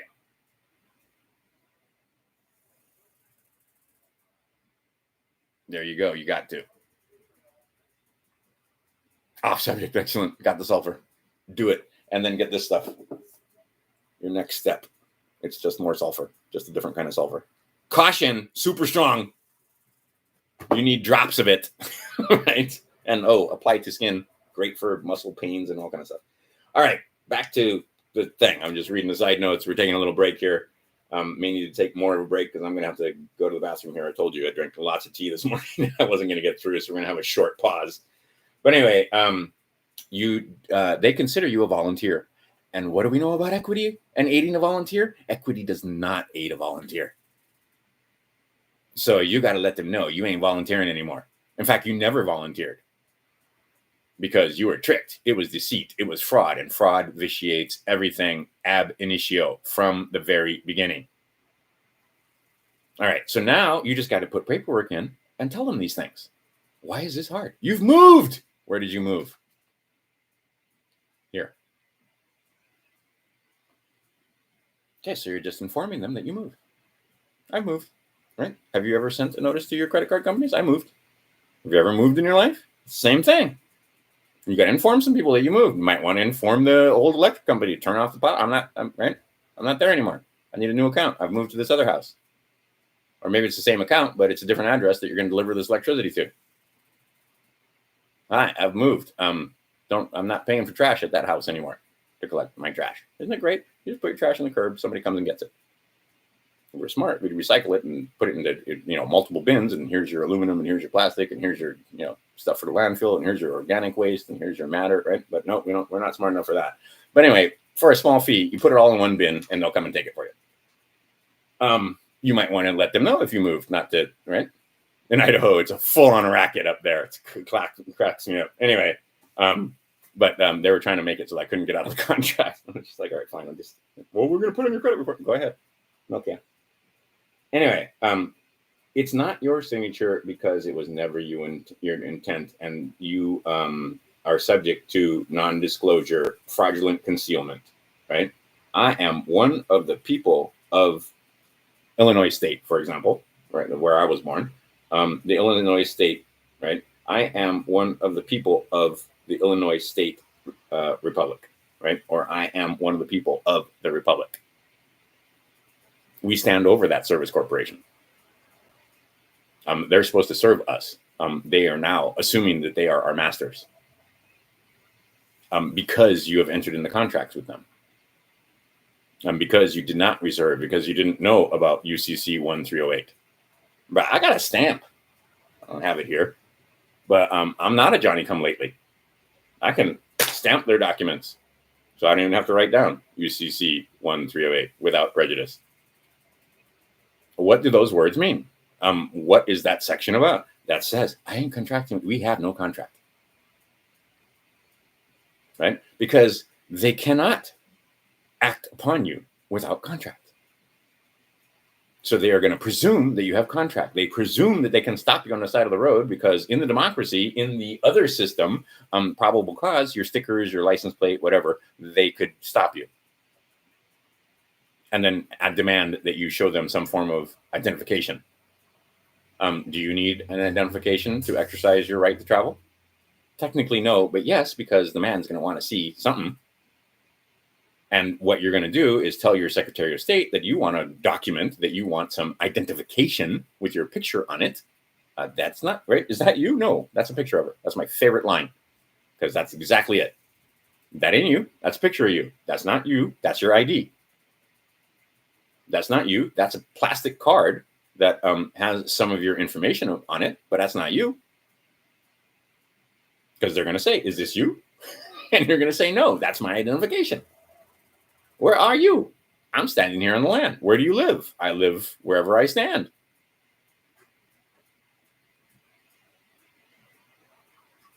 You're not being a smartass. You're just not letting them create joinder between you and that ID or you and that passport. Is this you? No, it's not me. It's a picture of me. Now, when they run the numbers, it should say, ooh, this is a sovereign individual. Right? That not a king, but someone that is one of we the people. One who has let them know that you ain't dead. One that has let them know that you are a living man who is immune to the codes and statutes of United States Corporation. You ain't right now. Neither am I. My paperwork is not done, and I have no ID that says that verifies the fact. But see, once you do get that piece of paper, and there's a way to do it, and by the way, I can find no evidence that I have a duty to perform. I can find no evidence that I have a duty to use their forms. I have no evidence. I can find no evidence that I am required to apply. I have no evidence. And see, if there is a duty, and if I do am, or if I am required to apply, here's your opportunity to adjust my conduct. Right? You have conducted yourselves in such fashion. I was guaranteed that another one of those Y's over here in the 5 W's. Why? Because I was guaranteed a Republican form of government, and you ain't, and I'm getting anything but a Republican form of government. I've been lied to. Oh, I wasn't lied to, because you can't say that. This was explained to me by a clerk of the court. I said this before. No, it was fraudulent conveyance of language. They didn't lie. But a lie should be punished. That's in the maxims. Well, why don't you type in that one word, L-I-E, and put it into the maxims and see where it comes up. Okay, the maxims are hugely important. You want to kick their patooties? Learn the maxims. Okay. Look, we're still on this page. We got plenty more to go. So conduct, there's another word to look up. Look, I even underlined it around here. It should be pretty clear. Look up the word conduct and understand what the contract is, right? Now, oh, here it is. Here it is. All right, so state your name and how you plead. I am, and then just your first and middle, or even just your first name if that's how you're called. But I was always called by my first and middle. I'm a Midwesterner. Right? I never heard anything but my first and middle name. I never heard my last name when they were calling me, unless I was really in trouble. Then I might hear my first, middle, and last name. But normally it was just my first and last. and not just my first and last, because all the males in my family have the same first name. Right? My son has my same first name. My uncle has my same first name. My grandfather has my same first name. And then it's the second name that lets you know, because the first name is son of. All right. So first and middle. And then you will state the fact that I hereby claim, retain, and invoke at all times all rights, powers, remedies, immunities, and defenses. Right? And you might throw privileges in there, because I am a beneficiary of the Constitution that you have sworn an oath to uphold. Right? Fuck these judges that say, what are you, constitutionalists? Did you not fucking swear an oath to uphold the Constitution? You cunt. All right. So, and you don't walk into court angry, and don't file your paperwork angry. Right? Get to the point where you're not mad anymore. All right. But so understand this. Oh, God. Holy cow, you can't believe the shot I just made. There's a bag there. It's a bag of frozen fruit that's sitting there open, because like sometimes I put my trash in that so that it doesn't leak, because I usually use a paper sack or something. Anyway, I just hit that and it's not barely open, and I still put it in there. Anyway, R, right? What's that? That one would insert your rights, privileges, remedies, right? Right. Oh, wait. Rights, powers, remedies,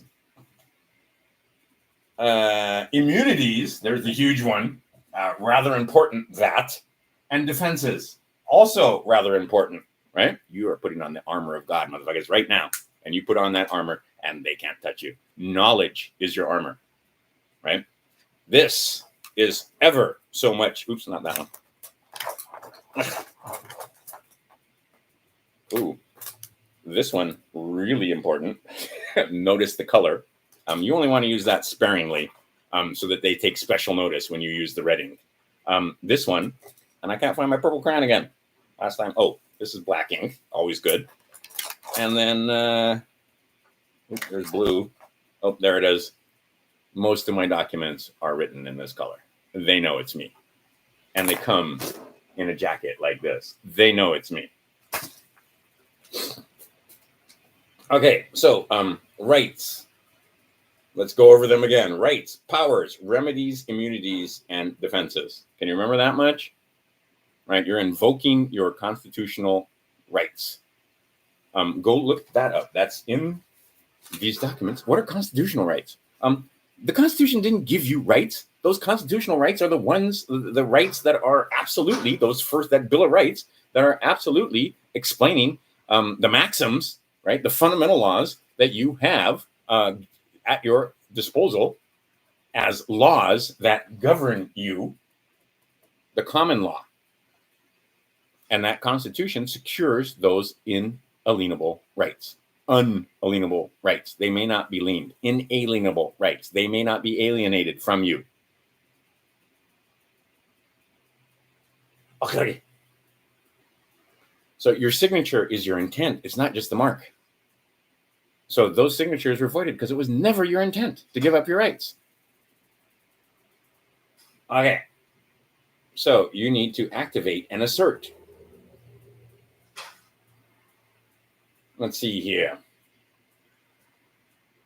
Oh, and then understanding the maxims. What is not specified therein is excluded. So you better put that this is not a full list of your rights somewhere in there, or words to that effect, including but not limited to. All right. And then use the power words. I can find no evidence. And then you're not being belligerent. You're not being a jackass. You're not being angry. You're being polite. And you're saying, excuse me, I can't find any evidence. These are my declarations and statements. If they're wrong, because you are a man or a woman, you are not infallible, you are giving them the opportunity to adjust your claims and declarations and correct you if you're wrong. If you stand silent, I will presume that these declarations and statements are correct. You got 30 days. That's a lie, because you're going to give them another 30 days. And then you're going to give them another 30 days. 3.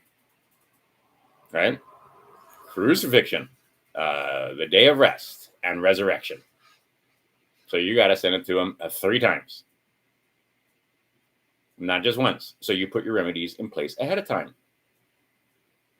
So you want to go walk into a store without a mask on, they call the cops on you, and you are immune. And they know it, and they ain't writing you a damn thing, and they better not detain you. And if they do, great, because you got money coming. And you might ask them for their bonds. We've been over that before. Most of the cops don't even know they're bonded. But you want to know the name of the insurance company, their bond number. You want to know the employee's name and his identifying number. It's on his badge. And then let them know in advance, you're not ambushing them. That's not fair. He turns on his lights. He thinks he's got a muggle. And it turns out you're not a muggle. Okay. So as soon as you give him the ID, he'll know that you are immune to the policy that he is trying to enforce. Because that's what he is. He is a policy enforcer. They tricked you, again, through correspondence. You think that cop corresponds to authority. You think that police officer, authority inside that corporation, but you don't think that the McDonald's manager has authority over you for some reason. Oh, because he's a chief of police. You don't think that the fry cook has authority over you. That's a private corporation. Oh, but you do have contract. Do you have any contracts with McDonald's or Taco Bell or Walmart? Oh, you might have a contract with Walmart because you might have one of their credit cards. And you might not know everything that you agreed to when you signed the thing. I assure you. All right, but you assume that officer, that policy officer, right? Because they got you pronouncing it incorrectly. He's not policy, he's police. That's the police. No, he's policy. And that word is pronounced policy. Kirk's Law Corner figured that out too, that they are policy enforcers. When they try to tell you that they're law enforcement officers, that would be Trump lying his ass off to you TDS red Republican jackasses who think that he's somehow your savior. He telling you about this stuff? You still taking your fucking shoes off at the airport when he was president? So don't give me that shit. All right, because he's telling you, we respect our policy enforcers. No, he doesn't call them policy enforcers. He doesn't call them police. He calls them law enforcement. They're enforcing statute and code. They're not, right? He's trying to get you to come back to the Constitution and 1776 and the Republic. But right now, you ain't in the Republic. You in the corporation. You are a resident thereof. You may have signed documents that say you're a resident so that you could go to school, university. And you proved you're a resident because you have letters written to you in all caps. That's a power bill. That's a utility bill is usually what they say. Anything, water, power, trash, whatever. To prove that you were a resident in one of those corporations, state of, county of, United States. Not the United States of America. And again, there's fraud right there. You thought United States person meant United States. You thought you were a citizen of the Republic. Fraudulently, they converted you through unlawful conversion into this dead thing, into this legal fiction that has a name, trade or business. And then they weren't satisfied with that. And they move you from beneficiary to trustee, even though you're the grantor, even though you are the genesis of all these documents. Okay, I think I covered that page well enough. But you're not U.S. person, so you need to express your political will. And you need to be able to prove the fraud of non-disclosure. So you're going to rescind and revoke. Or you're going to tell them that I don't even need to rescind those signatures. However, I do need to revoke your fucking power of attorney. I can find no evidence that I am not allowed to revoke your power of attorney. If you can find evidence that I am not allowed to invoke your power of attorney, or that I am not allowed to rescind these signatures that were based on fraud, I'm not even actually needing to rescind those signatures. So you're going to have to make your own language. I'm just informing you. But you do have to vitiate them You need to void them. You need to learn some words. All right. So failure to provide a Republican form of government, failure to preserve your rights, attempting to contract with you, attempting to sell your right to travel back to you, attempting to sell your, attempting to license your fundamental rights and make you pay. Naughty, naughty. And again, if no agreement is in place, then the UCC is the default agreement. So you better learn the UCC because that's what's in place right now for you. Okay. And there, again, can find no evidence. Huge.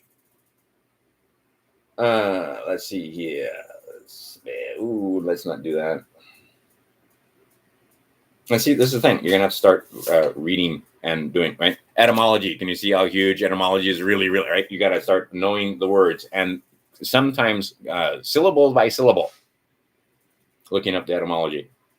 So here are some words that you might want to look up. I've talked about this before, but you might want to look up duress is a huge word to understand.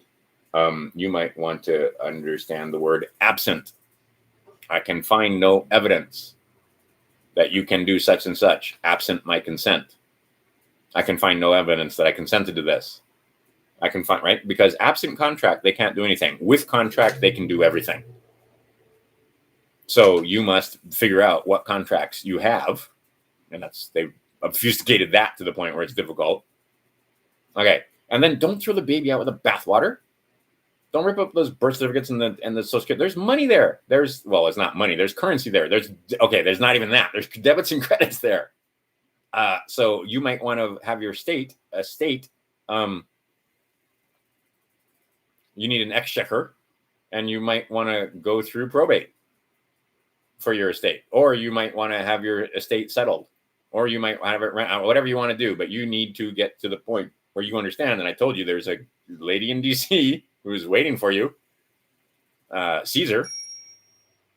And you might want to, but before you do all of that, right? Because you got to have this settled. You need to settle your estate. You claim your estate, it's yours.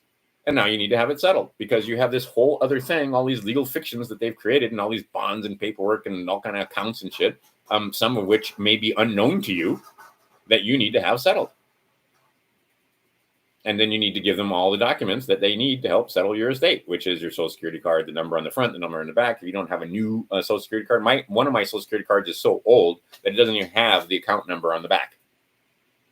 Right. So if you look, there's the routing transit number, which is the main Social Security number that you're used to that has your signature under it, between the two pillars, Jacob and Boaz, the tree of life and the tree of death. Well, the tree of life and the tree of knowledge, which is the tree of death, right? They're trying to get you to eat from the fruit of knowledge, to eat from the tree of knowledge. What you want to do is eat from the tree of life. There's no fruit here and there's no trees. Why I got to explain that is because obviously you think there's fruit and trees anyway. And armor and swords. There's no armor, there's no sword. It's all words. It's all here in your mind. First stage, mentalism from the Kabbalah. Go read the Kabbalah. All right, look, there's Duris again. So nationality, there's a word you need to know. Anisi Prius court. Court of record. You should know that. Nisi Prius, what the fuck? Let's see here. Animate. Let's see here. Absolute. There's a huge word to know. Statutory jurisdiction. Beneficiary is a huge word to know. Let's see here. Conduct. We went over that. Exception and exemption. Know the difference between exceptions and exemptions. How about the words republic and democracy? All right. So you must, right? Understand fee simple. You think that means you own it? No, it doesn't. That means it's fee simple. Let's see. Absolute reservation of rights. Oh, probable cause. Oh, insular. Huge word. Because they assume that you're insular. And that goes back to 28 USC 1746. Let's see here. Oh, the grantor, genesis, and trustor. Oh, there you go. There's your 3 seals. Well, I don't have any documents, but I showed you before. Your thumbprint, your signature, your stamp, right? The raised seal. The Father, right? The Son, which is the actual flesh. And this is the evidence of it. This is the evidence of it. And the Holy Ghost. That's the seal. That's where you put the LS, right? The raised seal that you can't see. A lot of times on documents you can't see, but sometimes they'll put a piece of gold foil there. Sometimes they'll put some, like I have a guy done it that when he puts a seal on something at the UPS store, he's a notary because I was putting documents in the court. He put, and they wanted to have him notarized. Fine, fuck, I'll give you a notary. My signature, my thumbprint, and my seal should be good enough, right? I can find no evidence that I am subject to the APA. That the living man is subject to it. You got to take my paperwork, motherfuckers. Even if it's chicken scratch, I will do my best to fill it out and form it the way you want me to. But I can find that no evidence that I am under duty or obligation to do so. If you think opposite, show me where it is that a living man has to fill out your right is subject to these statutes. Okay. Let's see here. 333, 333. Let's get back to 3. Understand those 3. You got to know 3 W's, 5 W's. You got to know who, where, what, why, when. You got to know who you are. You got to know who they are. You got to know where you are. You got to know where they are. So you can write to them, if nothing else, right? You got to know what you are, and you got to know what they are. What are you? Who are you? Where are you? The most basic questions. All right. Otherwise, if the foundation is flawed and their foundation is flawed, what's their foundation? What's the nexus of all this? There's another word to look up. Nexus, contract, is that birth certificate. And that birth certificate is flawed on its face. Okay, it's fraud. Okay, and if it isn't fraud, and if you, right, it's still voidable because you were a minor when it was created. You were a minor. You were a baby. You were an infant when that thing was created. And then from that, you got your Social Security. All right. So again, double fraud. And then after that, you probably turned 18 and started signing up for all kind of stuff, licenses and this and that. And so, okay, triple fraud. But now they got you to enter into the fraud because you were ignorant. See, it's like the same thing with marketing, right? Get them to click. You get that first click, and then you get another click, and then you got a bunch of clicks, and then pretty soon, and of course, you're going to click yes. Okay, that's what they've done here. They get that first thing, that foundation fraud of birth certificate, and then you use that certificate to go get yourself more documents, and then you use that to get yourself more. All right, but it was fraud from the beginning. Fraud ab initio. Let's see here. But you are the one that animates that legal fiction. You are authorized to represent, and that's what they want you to do. They're putting on a play in a court of law, and they want you to play your part. Your part is that legal fiction, and you go, okay, instead of saying, that's not me, and I don't want to play. I don't want a contract. I have no contract. I have informed you of such. Not once, not twice, but thrice. Oh, wait, no, you haven't. So again, put your remedy in place before you walk into the courtroom, and you won't even have to walk into the courtroom. I did so because I wanted to trap them, and they figured it out, and then they wouldn't let me back in their courtrooms. But we have a whole bunch of stuff with them talking their ass off on the record, because guess what? Anything you say can and will be used against you. So having read Miranda and having understood that they may not make a statute that abrogates any of my fundamental rights, I walked in their courtroom and got them to show that they were abrogating my fundamental rights, trying to administer my estate without my consent or right. Right? They had no right to administer my estate. They had no right to, I did not consent. And how can they administer my estate absent contract? Okay, if we have contracts, show me the contracts. Otherwise, those contracts are void because it was never my intent to contract with you in the first place. I didn't know I was entering into a contract because I was such an ignorant slave. I didn't know I was entering into a contract that said I was a U.S. person that gave up my unlimited right. When I signed that contract, that contract said that I give up my right to unlimited contract or unlimited right not to contract. See how tricky they are? Okay. Oh, and first things first, you got to notice them. right? This is notice. So on your documents, like I said, and is it on here? It should be on here someplace. The form that it's going to take. Fine, I'll just write it since that's not here. Oh, wait, let's get rid of this and put these over here. These are 300 words. We're going to go over a couple of these just quickly. Actually, let's not put it there. We need a break. We've been going for an hour 49. See, and I'm never going to get to all this stuff. Good God. Like I said, condensing 20 hours of research into 3 hours for you guys. And I'll put some links to various videos beneath. All right, so yeah. So the form is going to be something like this. All right, you're going to have your regular letter. There's them. There's you. There's your title. There's your body. There's your signature. All right. On a legal piece of paper. Declaration of birth. Declaration of living declaration. I was born on blah, blah, blah. And then this one, maybe you want to get it apostille. And it's your document, not theirs. This document may be informing them that you have no contract. This document might be informing the IRS that you are a living person, not a trade or business.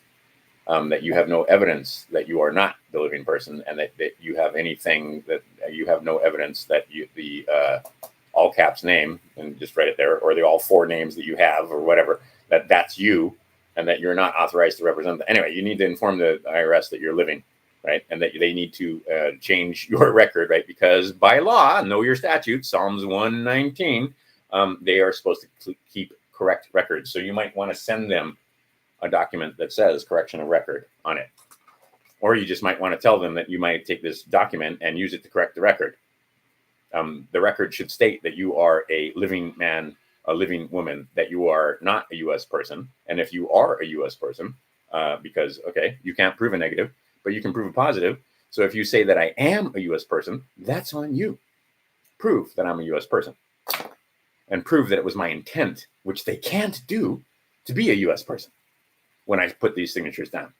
What I'm telling you, that was never my intent. All right, shall we take a short break? Let's take a 2-minute break. I'm going to make some actual tea, or I'm just going to pour some tea, and I'm going to use the bathroom, and I'm going to come right back. But in the meantime,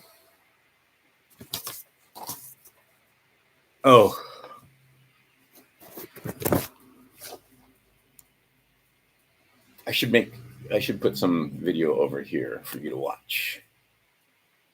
Not that one. I got lots of videos. Let's not do that one. That's the Art of Noise. I was just playing Sneaker Pimps. All right. I'll give you Art of Noise just for a minute. And I'll put it over here. You play it yourself, because if I put in a video, they'll give me a strike for what do you call, for what is it? Copyright strike or whatever. Anyway, interlude. I'll be back in a minute.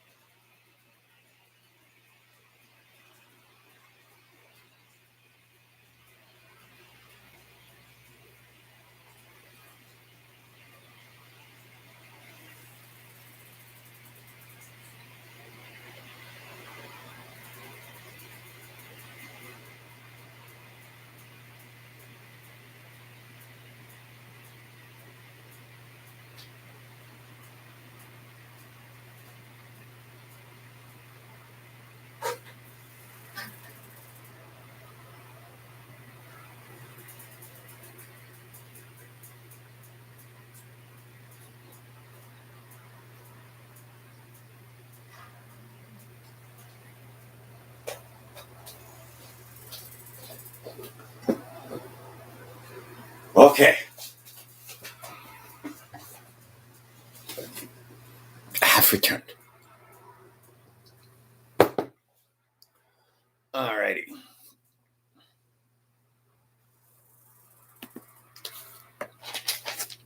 Shall we continue? About another hour and we'll quit.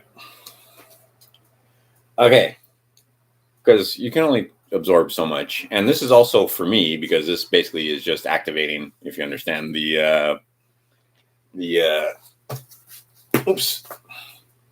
photo reading, all the stuff and videos and documents and books and contract law for dummies and stuff that I've read.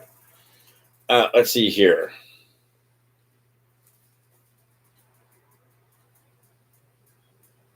So yes, you must know things, right? That was in, right? Oh, here's some more code you might want to know and look up is statutes, right? Know thy statutes, know thy statutes, teach me thy statutes. Exceptions, except that word, right and benefit, those words. EINs are for tax purposes only, have nothing to do with diplomacy, have nothing to do with your diplomatic state, have nothing to do with the EIN doesn't get you out. It doesn't prove anything. It tells them that you are an employee. It's an employee identification number, for fuck's sake. What does that tell them? That tells them that whatever number that's assigned to, that name, it's an employee of the corporation. Is that what you want to be? Is that your intent? Is to be an employee of the corporation that's trying to enslave you, that's trying to owe for you, that's trying to take as much money from you as possible using all kind of statute and code? Or was it your intent to be part of the not the corporation, but the republic, the de jure republic of the people, and have this corporation do the legal business for you? But as you can see, the legal business has been turned against you. That corporation has now tried to offer you, and they try to tell you that this is law enforcement, and they're enforcing law upon you. They are not. They're enforcing policy upon you. Trump is enemy of your enemy. He is not your friend. He intend to rule you. When it's time to take guns, who's coming to take guns? They are. Who's they? It's going to be policy enforcers in uniforms, wearing the color of law. They don't have de jure law. They have the color of law.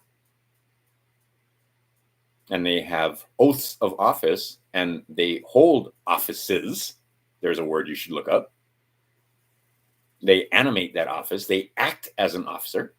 And those officers and those offices have defined duties, right? And I can find no evidence that I have a duty to perform to the corporation absent contract. So you better show me the contract. See, and maybe you want to write what I just said down in your own words on a piece of paper, and then figure out who to send it to and where to send it and why you're sending it.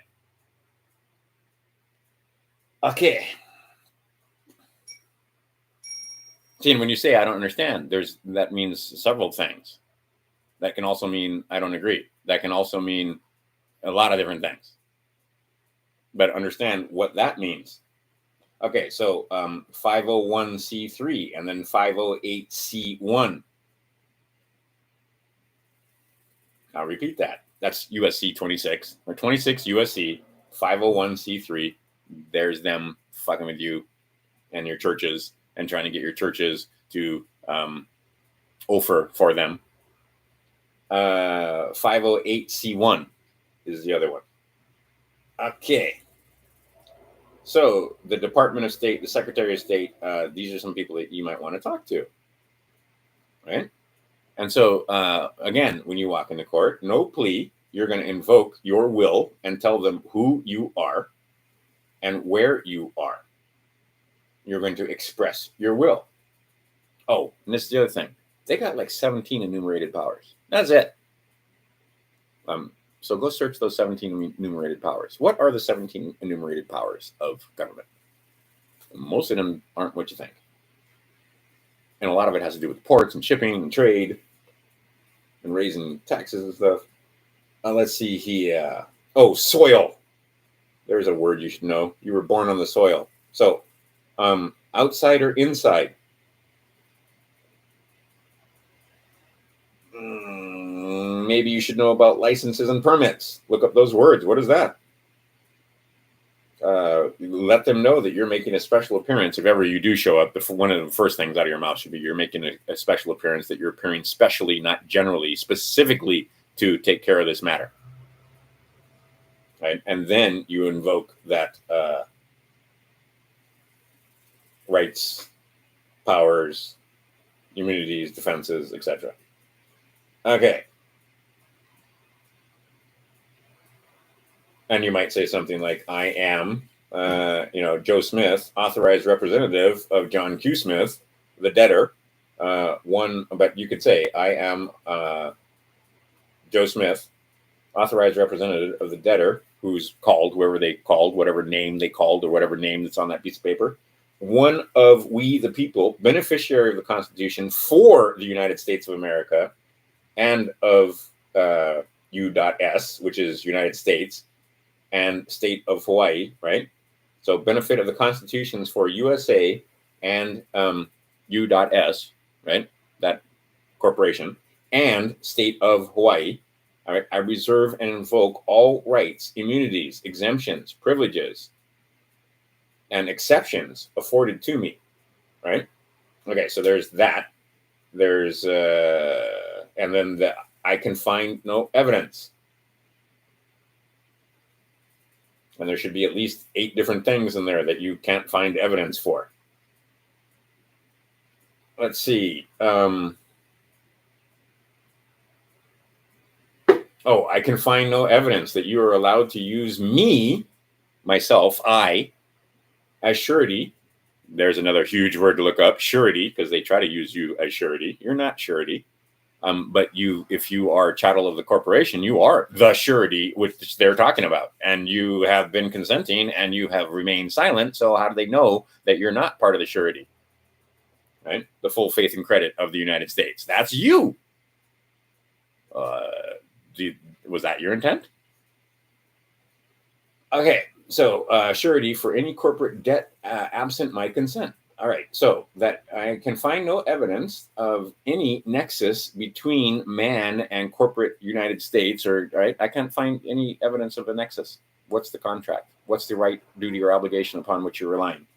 That you are allowed, nor that you are allowed to use me as surety for any corporate debt absent my consent. Please produce the obligation or contracts upon which you rely. Please feel free to adjust these claims, right? And or correct me if I am wrong. I'm not being belligerent. There is no controversy here. I'm making some statements and declarations. And if these statements and declarations are incorrect, you have the right to adjust.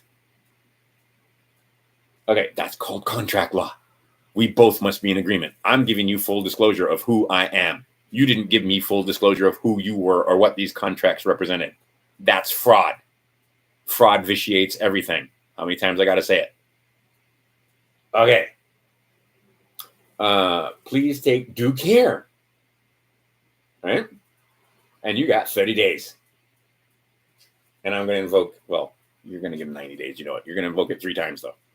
You're not going to try and get this all done. So you need to know, again, who you are, what you are, where you are, what you are dealing with, right? And you got to know about time and space. And you need to be able to authenticate your documents. You authenticate your documents with apostilles to get them to recognize you. So you need to send them very simple documents that have very simple statements on them that need to be apostille, such as your birth date,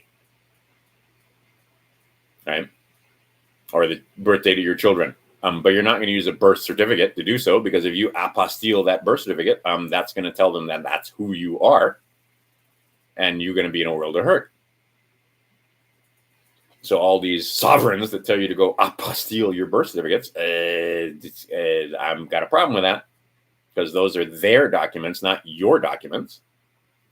They own them, so you need to surrender them to them upon request, and you're going to offer them the opportunity to come get them, or give you an address to send all those documents to if they want them back.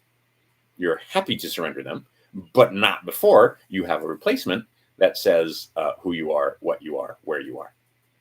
And that you're going to need some identification that says same. And that identification is going to look pretty much exactly like any other piece of ID, because they don't want you sticking out. So until such time as the officer or the agent or whoever it is you're dealing with actually goes and runs the numbers and goes and looks you up in their computer system, generally that he's connected to with his little police car, So he runs the numbers, and then he realizes, oh, this is one of them. Leave him alone. Or actually, he'll be told to leave you alone by whoever's at dispatch. Ooh, this is one of them guys. Right? This guy has diplomatic immunity. That's what you're going for. Right? Do not detain. Because diplomatic immunity, yeah, you're immune. Why are you immune? Because you're not in there. You're not insular to them. You're not part of their corporation. You were born outside of it. You have documents that say that you're part of it. Those documents are void. They were voidable contracts. You are voiding them. You are letting them know. Now, there's a process for doing this. I'm not covering that today, but it's in 31 USC, or no, wait, 31 CFR, where we start talking about the concept of minority. You can do it without knowing all that stuff, but you probably want to know the statutes. According to Psalms 119, and according to this book right here, you better know the fucking statutes. That Jesus told you to know the signs and symbols. If you knew the signs and symbols and what the words meant, we wouldn't be in this mess. But we got away from this book. In fact, we got to be told that this book was bullshit. And this is fairy tales, Law of the Jungle, right? That's when they say Law of the Jungle. This is the book they're referring to, by the way. When they show you pictures of the jungle, that's the metaphor. All right, and one more time, it doesn't fucking matter if you believe it or not. That's the system you're in, and they believe it. All right, so let's see here. Ooh, 8 USC 1101. That's kind of important. Maybe you want to look at that. We got a whole bunch of them there. It's here: subject, citizen, national, and permanent allegiance. So nationality 101. Who you? All right, let's see here. Again, you got to express your will and understand what the word nexus is. Oh, here's another thing. Excuse me, I can find no evidence, right, that you have power to fine or incarcerate. Right? I can find no evidence of United States, state of XYZ, state of Hawaii, or county of Maui, has the power to fine or incarcerate the living man absent contract.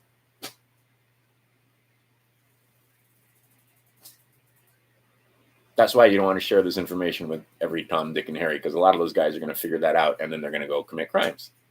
And then we have to kill them or incarcerate them, because we can still incarcerate, but not using that one system. You're going to have to use the common law, and that becomes very difficult. So if you can't stay on your square, or people that can't stay on their square, yeah, you might want to not give them this information, but you might want to ask those policy enforcers where it is and what contract or what obligation they are relying upon that says that they can fine or incarcerate you, because I can't find any evidence that they can fine or incarcerate the living man. They can certainly act upon the legal fiction that's on your birth certificate or on your social security card. They most certainly can, especially if you're consenting, because you've given them tacit consent because you never objected. See, and you got to object, and learn that word. What does that word object mean? Object. This is an object, but that's not how I'm using that word, right? Again, connotative, right? So it's not, see, that's why you got to learn the 7 principles. It does not correspond. They're not the same thing. I'm not the same thing as that legal fiction. I am not. And if you say I am, prove it. Show me how you have joinder between living flesh and paper. Okay, so you are revoking your power of attorney. Those signatures are void.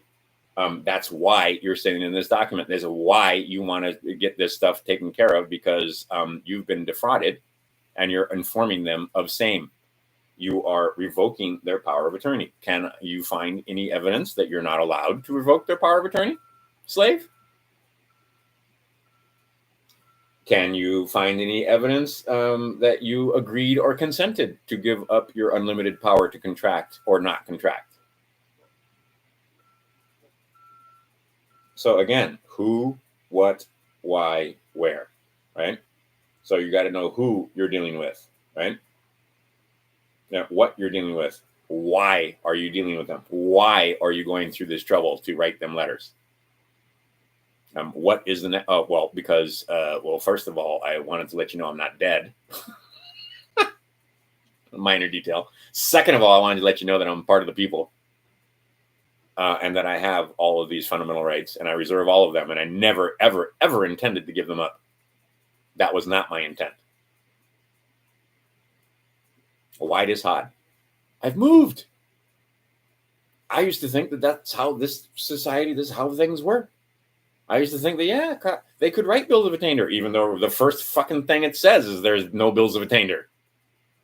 I didn't know what a bill of attainder was. Where is the injured party? I wasn't wearing my seatbelt, so now I owe you money. Bullshit. I was talking on my cell phone while I was driving, so now I owe you money. Bullshit. Where's the injured party?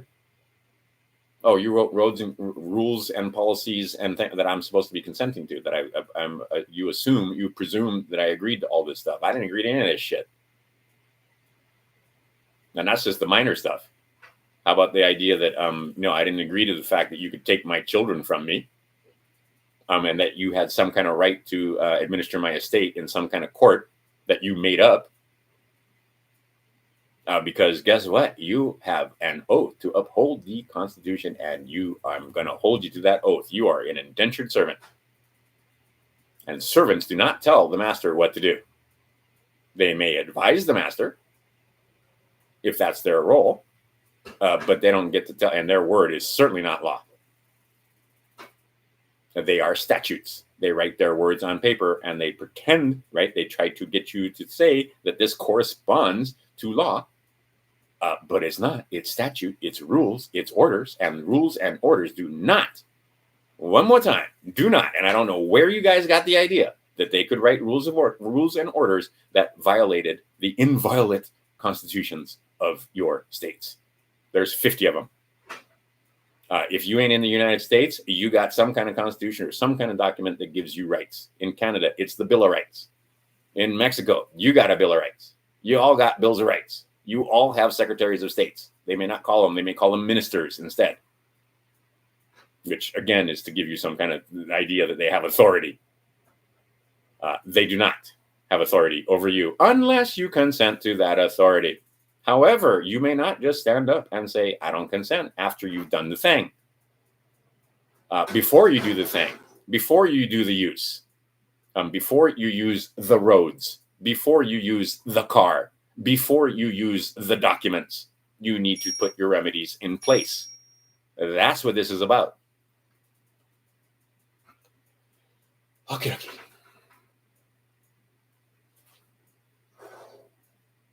So here it is, right? So on your documents, and that's what I was going to do before we took a break. Do I have a red pen here? Nope, but I got a Harold's purple crayon. I got a black pen. All right, so I would put this in red. That's why you're going to do it, right? So when it's in red and when it's italicized, if you see that in the codes or law, you better take special notice. Anyway, so here, I'll put it in purple, even though this should be red. But just because I don't have a red pen handy, you might want to put no tits. And you might want to have one pick. Right? What's that going to be? That's going to be a notice of certain laws. That might be notice of their own fucking statutes. That might be a quote from the Constitution. That might be notice, right? That might be notice of Hale versus Hinkle. Or it might be notice of Miranda, where you let them know, hey, you can't abrogate my fundamental rights by statute. That's part of Miranda. That was a ruling. That's stare decisis. That's already been decided. Don't have to decide it again, guys. Yes, I understand that anything can be used, that anything I say can be used against me in a court of law, but guess what? Anything they say can be used against them too. Right? And then you do more notice. And it's got to be short. Don't freaking put a freaking book in there. Just something simple. A legal maxim. A lion must be punished, according to the book of legal maxims. You might put some legal maxims in there. You might put a Bible passage in there. Notice, right? Ruth. Notice, blah, blah, blah. Okay, but whatever you notice, you better be aware of. In other words, you better have read it. You better not just put a notice in there because it looks good or because you think it should fit. You better fucking know what you're doing, and you better know what the words mean, and you better know why you put it there and how it pertains to the letter that you're writing them on legal paper. But give them some notices to give you some oomph, right, to back your shit. You're not just talking out your ass, and you're letting them know that you've read the fucking law.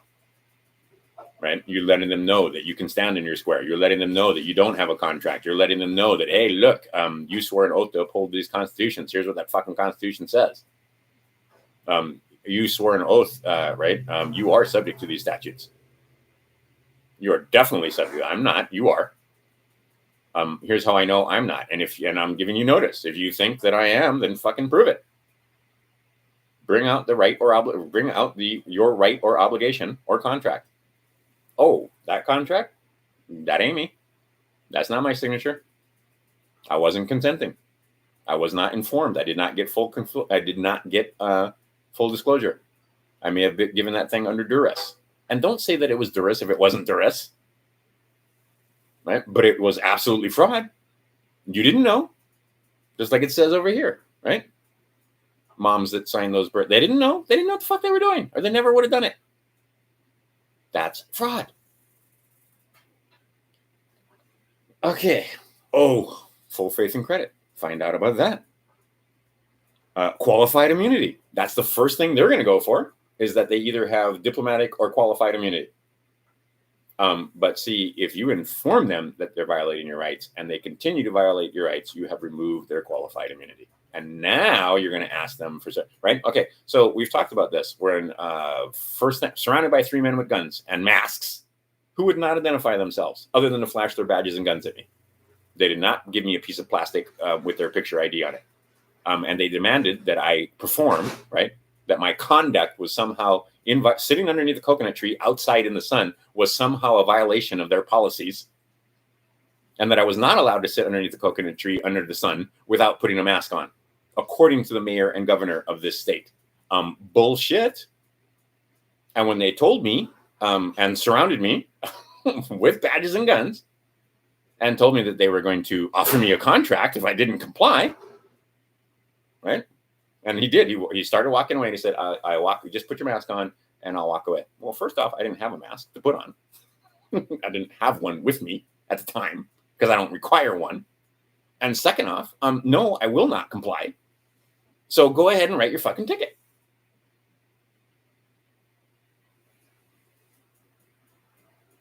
All right. Apparently, most of you don't have the fucking cojones to do even that much. Oh, okay, I put my mask on.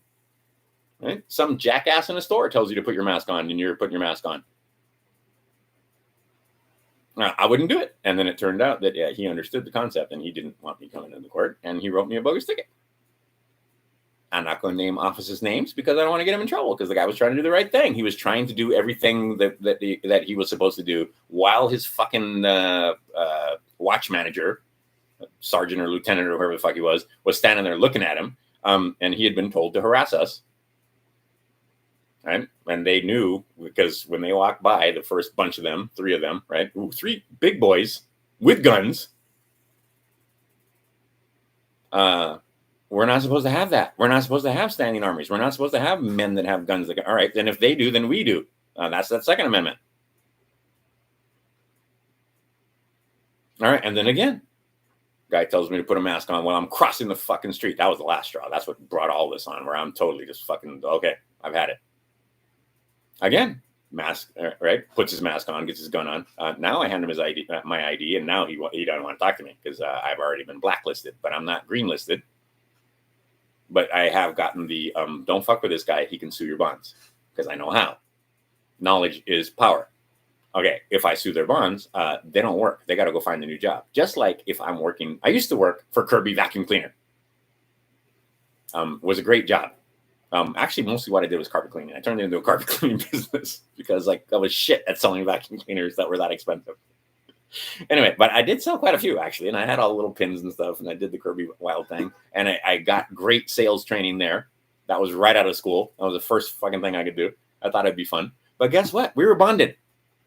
We had a bond. So if I walk into your house with my Kirby vacuum cleaner and I fuck up your carpet or screw up whatever the hell it is, right?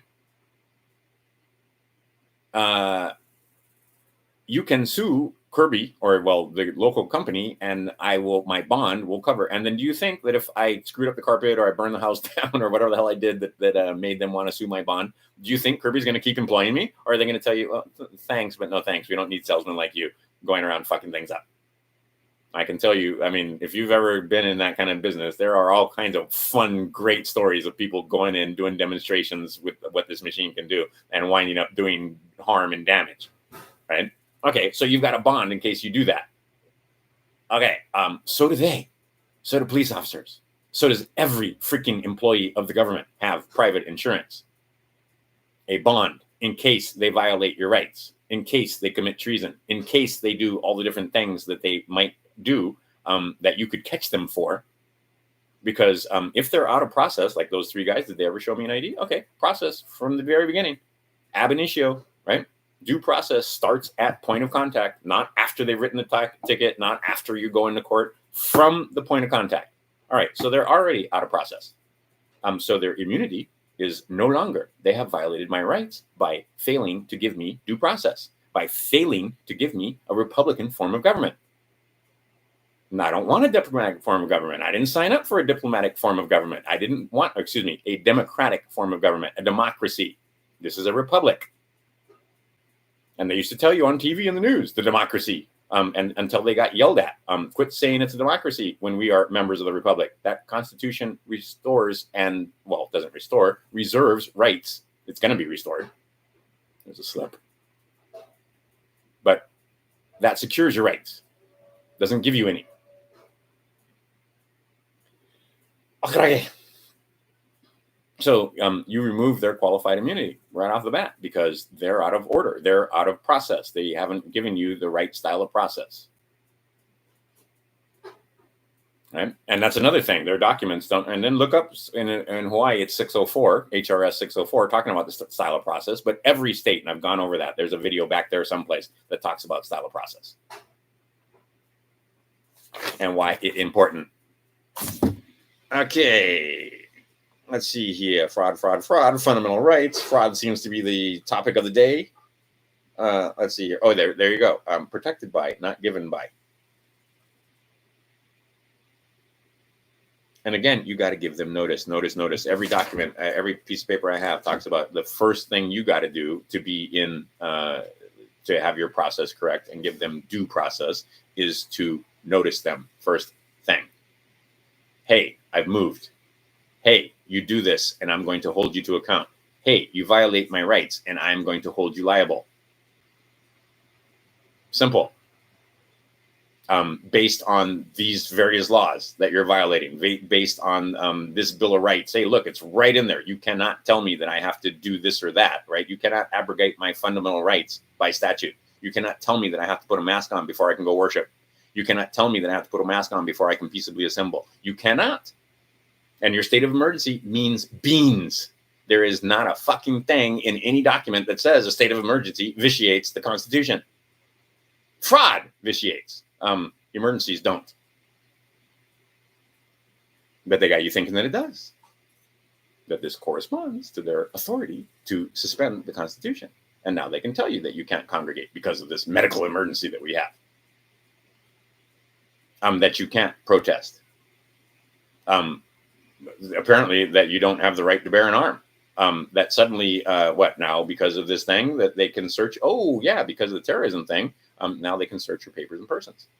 Oh, wait, I'm immune. And I have seen this one time where a guy went through, showed him the IDs, and they didn't search his shit, and he came out the other side. He didn't go through the thing. They wanded him, of course, and patted him down. But other than that, that's as much as he would submit to. And he walked right through. Oh, now I know why.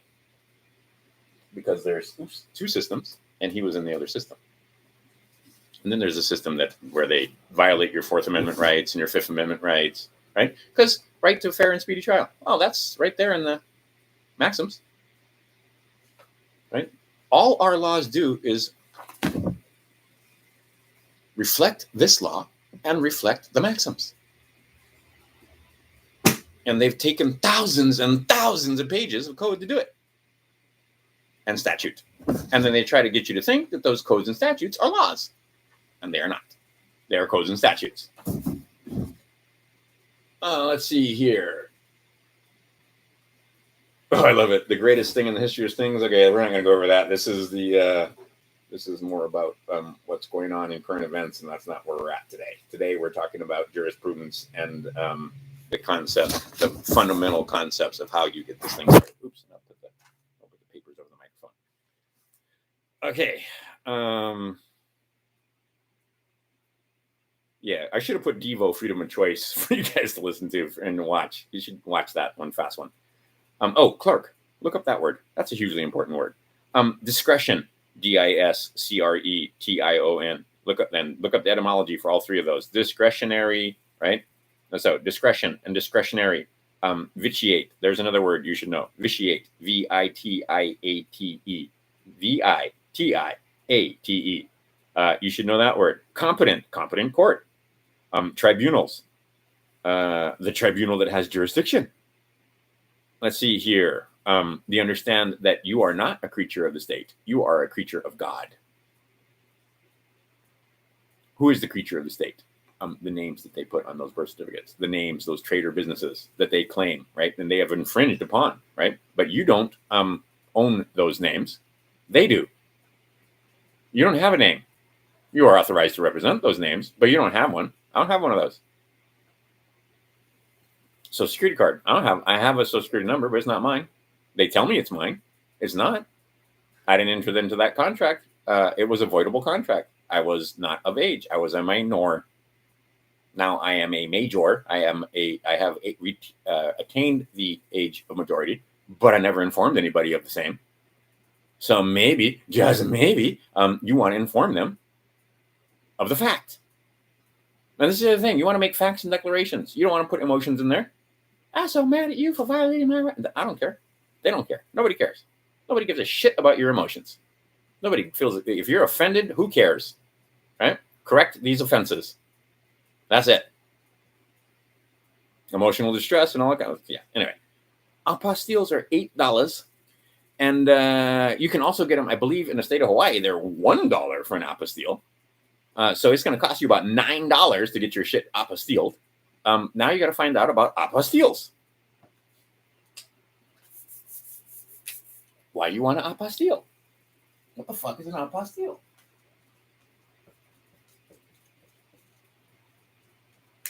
I'll tell you what, I'm going to put it in purple even better.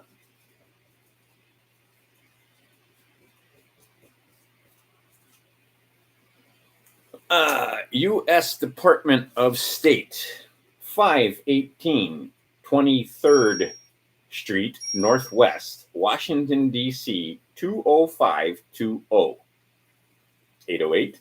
Oh, wait, wrong. Why do I have that number there? That's an 808 number. I think I wrote the wrong number down. Anyway, but if you get that, if you get the Department of State and that address, the phone number will be there. Put it into your search engine. 518 23rd Street, Northwest, U.S. Department of State. You are looking at the Authentication Office of the United States Department of State, US.S, Department of State. Okay, so you need to do some oaths, affidavits, and declarations of your own to correct these frauds. And again, understand that you are a member and you are just informing them that you are a member of We the People and that you've moved. Let's see here. Oh, creation does not override creator. There is a huge concept. Oh, and then Hale versus Hinkle, 201 US 43, 1906. Might want to know that. Let's see here. Oh, here's an important word that you don't hear very often. Detinue, as opposed to continue.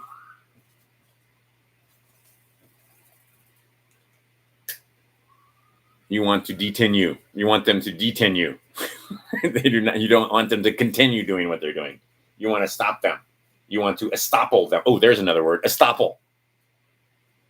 Let's see here. Competent court. We already went over that. Discretionary. And let's see here. Remedy is not in their courts. Remedy is not in their forms. Remedy is in your forms. Remedy is in your court, not their court. Okay. And you need to know how to put your remedies in place. And then you might want to find out about the U.S. Marshals so you can have some teeth, because they ain't scared of you. I can assure you. Right? But they're scared of the U.S. Marshals. Right? Okay. U.S. Marshals have the ability to go get documents and do things, do stuff to people in the corporation. And see, those people, those are officers, and they are just regular men and women who act as mayor, who act as clerk, who act as bailiff, who act as sheriff, who act as police officers, policy officers. They enforce the policy, not the law. They are not LEO. That is a bullshit term for bullshit slaves who have been bullshitted their whole lives and who buy the bullshit. They are not enforcing law. They are enforcing policy, statute, rules and orders, codes, which sometimes are reflective of the law, but that ain't law. Okay, so your majority status makes you competent. Your minority status makes you incompetent. If you're incompetent, they need to offer your estate for you, administer it for you. They're allowed to convert you from, because you're so fucking ignorant, they convert you from beneficiary to trustee, and then they make the liable. And then a lot of times they convert you into trustee through the very simple fact that they are able to, by proxy, vote for you, write bonds for you, do all kinds of stuff for your estate in your name. They ain't you. They're acting for you. All right, so you're going to tell them, stop acting for me. I ain't dead. I'm taking control of this trust. I'm taking control of these bonds. That'll be for another day. Right? But that's the last thing. You're not in here for the money. And if you are, go away. But there's money there. There are accounts there. I have proven to myself that the accounts exist. I know they exist. I have evidence, direct evidence from the Treasury Direct. Right? I showed you the paperwork. There are accounts there. You have to set up a new account, and then you can transfer into that new account. Okay, you have a control over that new account. You don't have control over the old accounts. You don't have control over the accounts that they set up when the birth certificate was created and when the Social Security card was made for you. You don't have control over those accounts. They do. You're authorized to represent those accounts, and most of the time you don't even know how to access those accounts. And that's beyond the scope of this. What we're doing is fundamentals. Who the fuck are you? Who the fuck are they? What the fuck are you doing? Why are you doing it? Right? The W's. I was guaranteed, or at least I thought I was, right? I was told there would be, right, the guy in the basement with a stapler. Anyway, but I was told there would be a republic. I was told that I was a free man. I was told that I was a child of God. I was told these things when I was a child. We forgot the basic stuff that mommy and daddy should have told you, that you are a child of God. We gave you the body, but God gave you that spirit. The spirit that animates is not of this world. You are in it, but you are not of it. And when that spirit departs, the flesh is of no use, and it becomes garbage the next day. Actually, the same day. Went from being the woman that took care of me and loved me and gave birth to me to being something that I needed to dispose of that fast. Because the animating spirit was gone. Now, you still have the animating spirit. That is the will. Okay, this is what you're informing them of. And you're going to declare your will on paper. Certain parts you may want to use this thing so that they take special notice. Okay. what you have is contract fraud. Oh, here's another one, 31 CFR 363.6. In fact, 31 CFR, there it is in the CFR. There's going to be all the stuff about bonds and minority and majority and all that kind of stuff. Okay, now understand that your majority status and that is a matter for the state, right? And that there are matters that have to do and regard with the state. Let's see here. Competent courts, tribunal, let's see here. I talked about 501c3 and 508. Oh, 42 USC 405. There's an important one. That'd be 42 USC 405. Go look them up. Let's see here. DC. Oh, there you go. And so now, maybe as to the where portion of this, DC was created in 1871, code 1-101, right? The DC code also 22-3401. Where's DC? Well, it tells you where DC is. And they also tell you that the river that runs through DC, there you have control of that and everything it connects to. Admiralty law. And that's how they bought it on the land, because all rivers eventually flow to the sea. Okay, so let's see here. You need to understand that a lot of the law that they're trying to apply to you isn't even positive law. But even if it was, can you find any evidence that those codes and statutes apply to the living man or woman, and not the legal fiction, not the fictional creature, not the entity that they've created that is a legal fiction, that is a trade or business, that has a name that you thought corresponded to you? Okay, application, and you did, all of this was by application, everything, those signatures. So you have to understand those applications are your consent, which makes you a U.S. person, which gives you a contract, which is the nexus, which is your conduct, right? You filled out a form.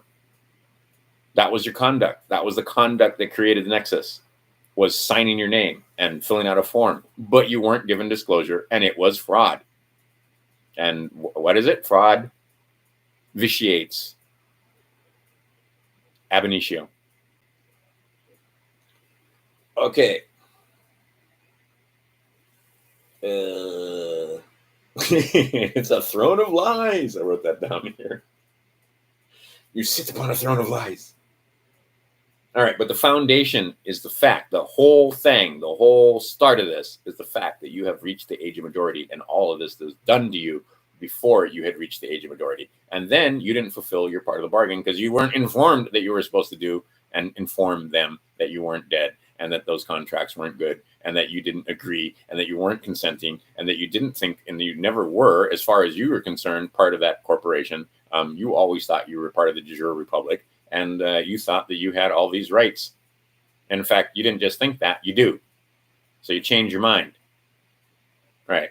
You're going to find that, oh, shit, all these documents I signed. Oh, shoot. And then I signed under 28-1746-1 as being inside, right? And see, I informed the IRS that I was outside, and that none of my business could, and I don't intend ever to have any business inside their insular jurisdiction, which is Washington, D.C., which is that 10 square miles. And then all those satellites that they put out, like that post office right there is part of D.C. That county building right there is part of D.C., part of the United States, because it's the county of Maui, which is state of Hawaii, which is United States Corporation, not the United States of America. If it was going to be United States of America, it'd fucking say United States of America. It doesn't say United States of America. It says United States.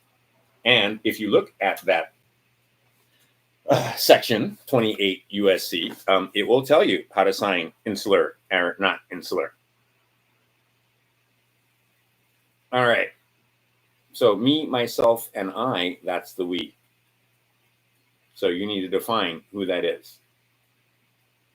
Oh, and I'm not going to cover mortgages today, dead pledges.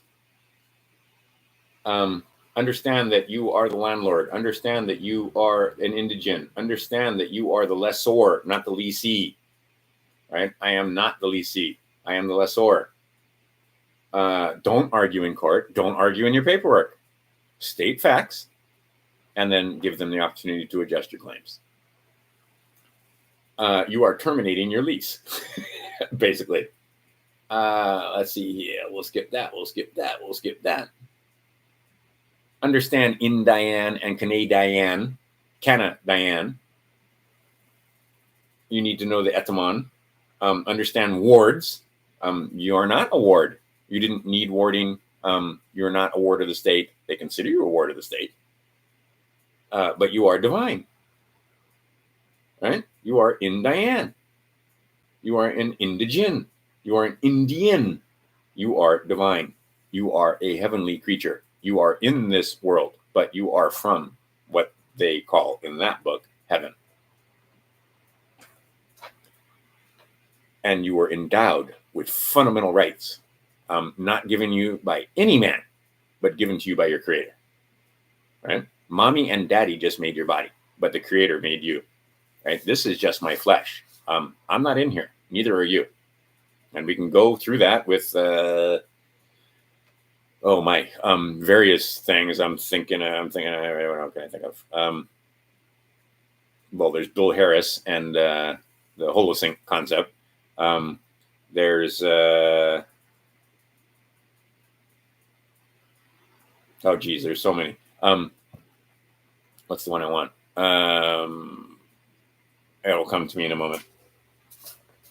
But anyway, the bottom line is we cannot cut you up and find you in there because you're not. All right. And then here on this page, keep it simple, keep it simple. Bruce Lipton, Biology of Belief. You ain't in there. So if you don't know Bruce Lipton and Biology of Belief, I would go read that book and go read a lot of Bruce's work. He's dead on. So anyway, your declarations are going to express your political will. So your declarations will express your political will, and you're going to keep it simple. You're not going to come up with 40-page documents. You're going to come up with one-page documents with simple sentences that you've taken forever to craft. That's going to explain to them and you on paper, expressing your will as simply and shortly as possible. Tacit, right? Brevity is the essence of wit. In a few words, not in many words. Your notices can have many words in them, but they'll be attached to that document. And what are you noticing them of? You're noticing them the fact that you know 28 USC. You're noticing the fact that you are not a sumsit. You are noticing them. What does that mean? You are noticing the fact that you are aware of Miranda. You are aware of Hale versus Hinkle, if it applies into the situation that you're talking about. But you'll put some court cases there in those notices that are attached to your document. And you don't need to put the whole court case, just the thing. But if you're just going to put that one quote that you think applies, you'd better know the whole freaking case. Right? Who was Miranda? And what was the thing? And anyway, let's see here. Oh, so you need to understand that which is exempted and that which is immune. What the hell am I talking about? All right. So you're going to revoke power of attorney from them again. Why? Because they are not giving you a Republican form of government and they're abrogating your rights by statute. And they're trying to say that this is the nexus of their ability to do so with contracts that you didn't understand at the time. You couldn't have understood them. You were a baby. So only voidable contracts can be given to a baby. And you're supposed to void it at the age of 18 in United States Corporation. You didn't. You affirmed. And the way you affirmed was by remaining silent. Okay. Give notice that there is no nexus. Give notice that you are immune. And if you're not immune, they need to prove that you are not immune. In the maxims, right? He who affirms has the burden of proof, not he who denies. I say I'm not immune. If you think I am subject to and not immune, then what nexus, what contract, what obligation are you relying upon? Ain't no fight here. You either have it or you don't. Right? I don't need to claim I'm a man. It's obvious I'm a man. Right? Should be self-evident, this truth. I'm not dead, obviously. Hi, this was given by my hand. Look, here is my sign, my seal, right? So my signature, where is one on here? My thumbprint. Oops. Get in front of the fucking camera. That shouldn't be hard. There you go. My thumbprint, or the whole thing, my signature, and a raised seal. 3. Not just one. And by the way, if it doesn't have all 3, you might say that from now on, if it doesn't have all 3 of these things, that's not a valid signature. So any of your documents that don't have my raised seal or an LS there to say that was a raised seal, that ain't a valid signature. I just changed the rules. I moved. Who gets to change the rules? Me, not you. All right. You may not defraud me any longer. I have become aware. And see, that's the whole, I wrote a whole document. I am not aware of. Please make me aware. I'm not aware. Please make me aware. All right. Duty. There's another big word. Claim, bill, lien. Those are words you should know. Estoppel. There's a word you should know. Heritage. Huge word you should know. Although heritage doesn't, the fact that it's not your heritage, it's the fact that you're a living man or woman. Right? Being a Moor doesn't fucking do anything. Being a living man or woman that is a Moor, that does something. Being a living man or woman that is a Christian, that does something. Who you are, what you are. Presumptions, learn that word. Assumptions, learn what you are. Creator endowed rights. My rights come from my creator, and they will not be vitiated by contract from some fucking corporation that's interloping, who tried to defraud me into thinking that they were a de jure republic when actually they're a privateer. They're a private corporation acting in the public, and with fancy buildings and cool badges and lovely painted cars and men with guns to enforce the policy. And then other guys, right? And I would talk about the Whig-Moors. This is the Whig that they are trying to do, the Whig-Moor party. Where did they get their law from? The fucking Moors. And they became Whig-Moors because they're not actual Moors, because they don't have actual hair like this. They had to put a wig on, and then they powdered it white to make it look like they were old and commanding effect. But they have little blondies, fucking thin hairs on their heads. Whereas we Whig-Moors, we Moors have this hair naturally on our heads. See, and the wig that they wore was supposed to be this. That's why they're called Whig-Moors. Whig-Moors come in 2 flavors, Republican and Democrat. They ain't your friends. They are vicars. They are substitutes for. They are translating the law for you. Go learn the law yourself. And you black, and you a Democrat, we enemies. Enemies. We are, anyway, we won't go there. All right, you might want to look up the Foreign Sovereign Immunity Act, and you're going to have a hell of a time with that, because you're going to have to probably go to a library, because they ain't going to show you that online. You're going to have a hard time finding the FISA of 1933. They're going to try and tell you it was 1976. Go look in 1930. A lot of shit happened in 1933. Go back and study those years. You want to go study U.S. history? Go back to the congressional record and go study what happened from about 1913 to 1933. That 20-year period. They fucked us hard. 1929, the corporation declares bankruptcy again, and it becomes a banking emergency. And then because that person is a corporation, is a nation state, supposedly, does the legal business for the nation state, they got 70 years.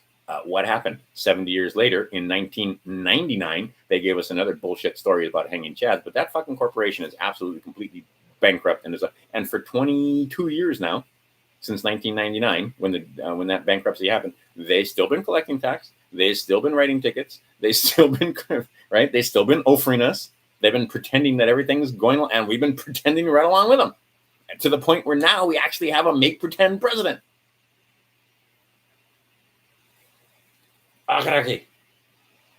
So watch your conduct. Understand that your conduct is performance, and your conduct is also non-performance. How does that have to do with contracts? Go back and read Contract Law for Dummies.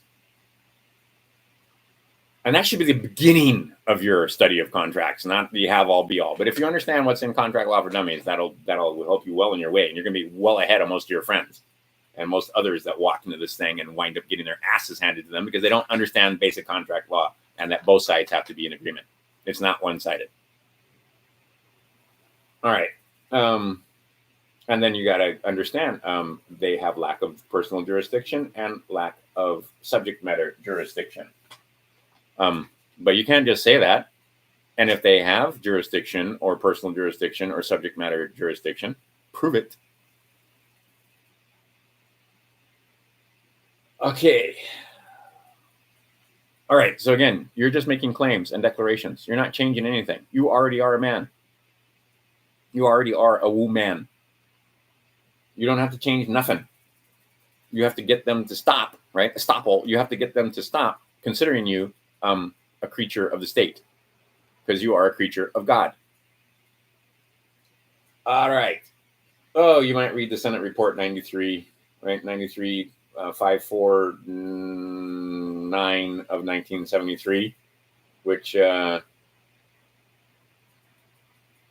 basically talks about foreign sovereign immunities. But yeah, anyway, but the Senate Report 93, 549 in 1973, 24 July. Might want to look that over. Let's see here. Oh, here's some notice that they're giving you right now. If you understand the metaphors and simile and you don't, and you're not. So, okay. So if you watch TV the way you read these Bible and you think that it means that loaves and fish and fed 5,000 and it was a miracle and he was walking on water and turning water into wine and raising lepers and doing all that kind of stuff and creating all these miracles, and the Old Testament is about that vengeful God and stuff, and that there was a naked man and a naked woman in a garden someplace and they were eating out of trees and shit, well, then you're going to have a bad time. But if you understand the metaphors and you understand the similes, then you will be able to watch Attack on Titan. Oh my God, there is notice. And then Castlevania is the other one. And then Game of Thrones is another one. But notice. They're giving you notice. The guy in Attack on Titan. And see, what do the Titans do? The Titans turn into gods, right? Or they're actually these, what are they called? Can't remember the name of the people that are there. But anyway, they turn into Titans, just like us. Eventually, we turn into Titans. We're on a path of, again, the good news is we're here forever. Oh, I was under the house and I actually saw it. I didn't bring it up. The Good News Bible that I have. But anyway, the good news is you're here forever and ever. The good news is it's never-ending ascension, right? And as my son was saying, that means that the best of us are going to be the worst of the next level up. And that's how it works all the way on up, right? So you have multiple levels of ascension, the densities, right? 1, 2, 3, 4, 5, 6, 7, 8. Oops. 7, 8. And then it starts over again. 1, 2, 3. And then it goes back down this way. So anyway, we're moving from here to there. And when we get from here to there, the very best of us, when we get up there, is the very worst of them. So that next density is a pretty fun place to be, from what I understand. But we're stuck down here because we didn't do our lessons and we didn't do all our proving and we didn't do all the stuff that we were supposed to do, obviously, or we wouldn't be here. Where is here? You're in Midgard. Maybe some of the things they told you about the nature of the planet that you're on could be false. Just saying. That doesn't mean it's fucking flat, though. God damn it. Anyway, all right. So,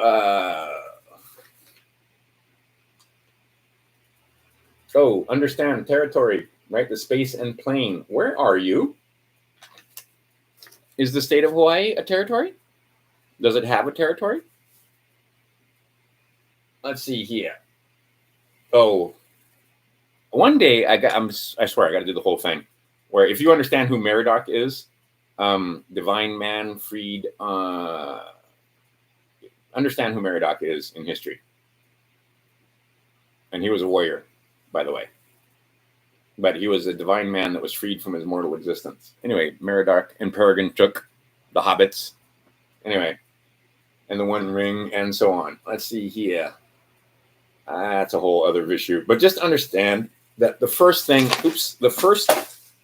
Holy crap. Might have been a sign. Oops. And then I lost it. Really? Oh, no, I didn't lose it. Here it is. The first thing is mind, right? It's a mental estate. That's what's changing. That's what moved. And that's what you're informing them of, right? So you are claiming your estate. There's nothing, right? You're already there. You're just claiming it. You're not changing anything, right? Or maybe you think you're reclaiming. But what you're doing is your consciousness, your mentalism has changed, right? And what is that? That's the cheese we were talking about when I couldn't remember the cheese there, right? Consciousness, right? That energy, the energy that comes with the mind is changing. Consciousness, your mentalism, your estate, your mind. You've changed your mind. That's the only thing that changed.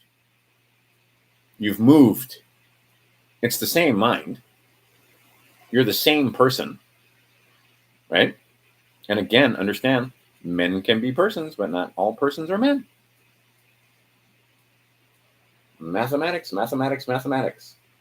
You are the master, right? Noble, able, master. And the Masons hijacked the master part.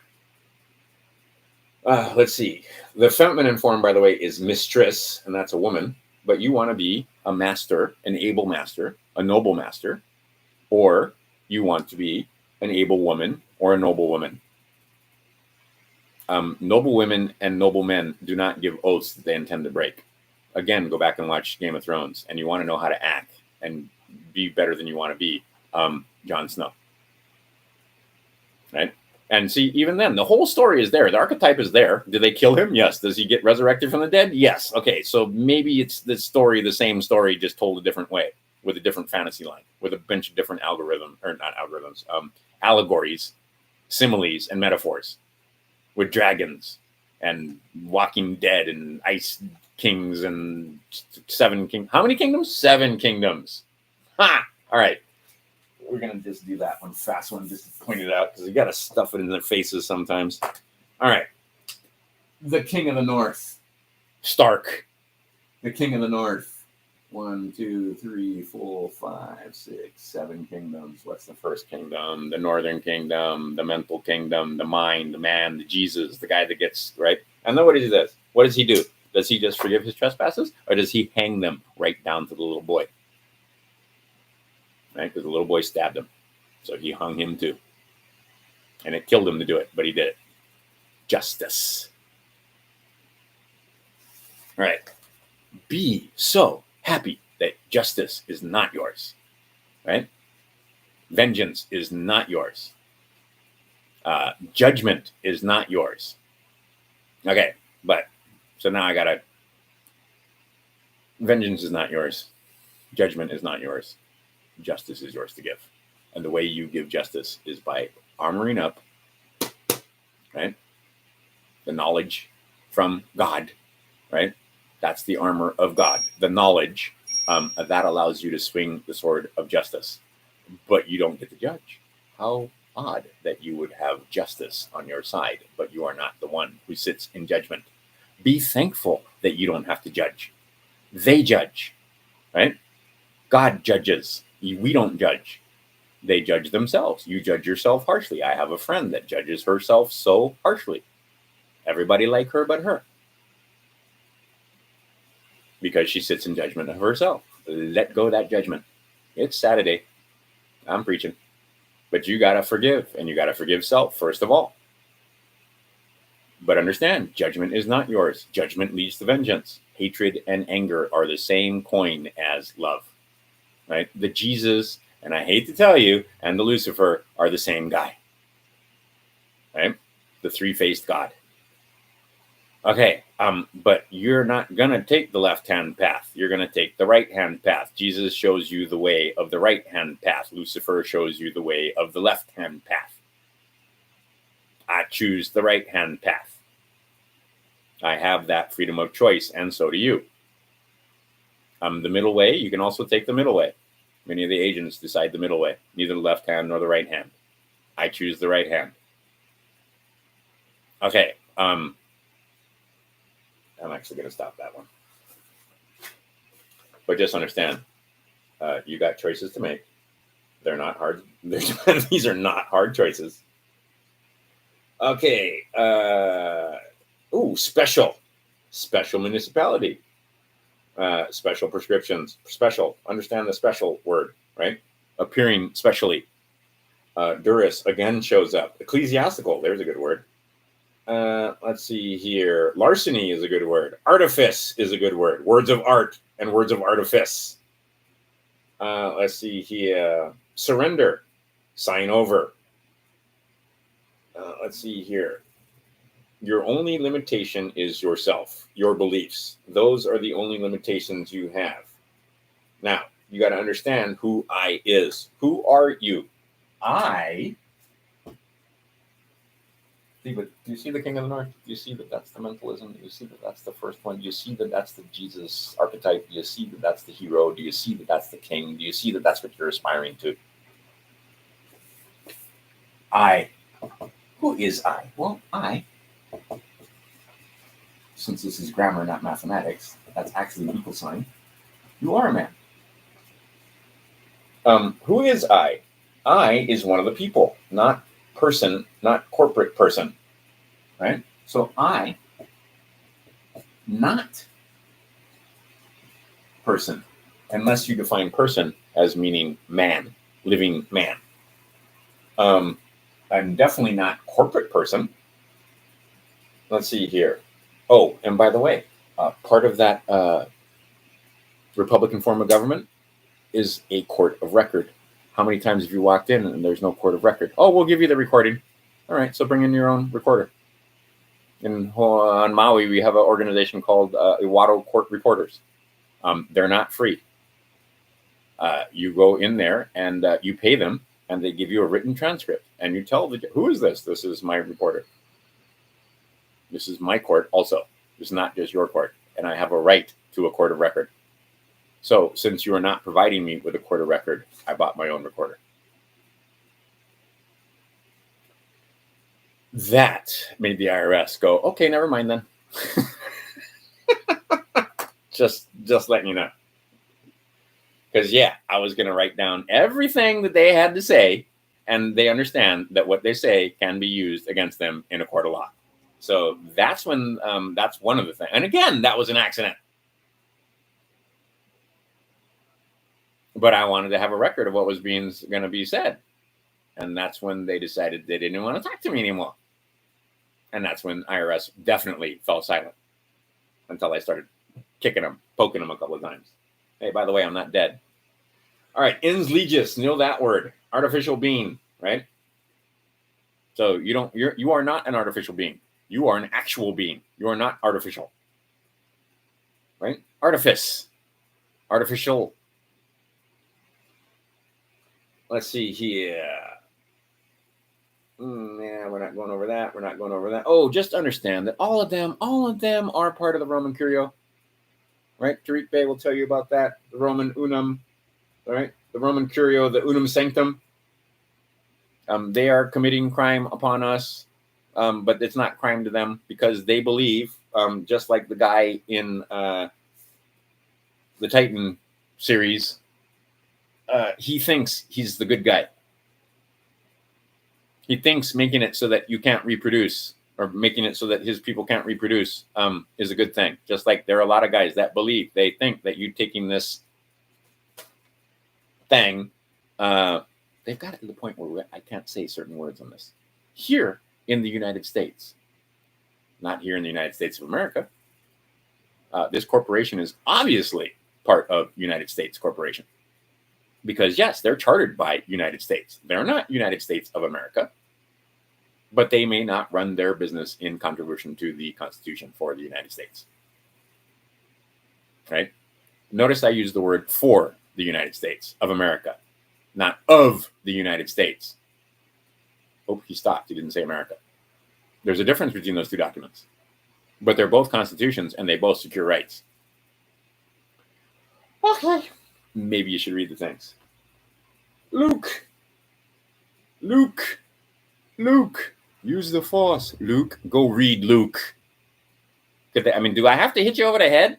Yes, I have to hit you over the head. Go read Jasher. Go read Enoch. Go read Noah. All right.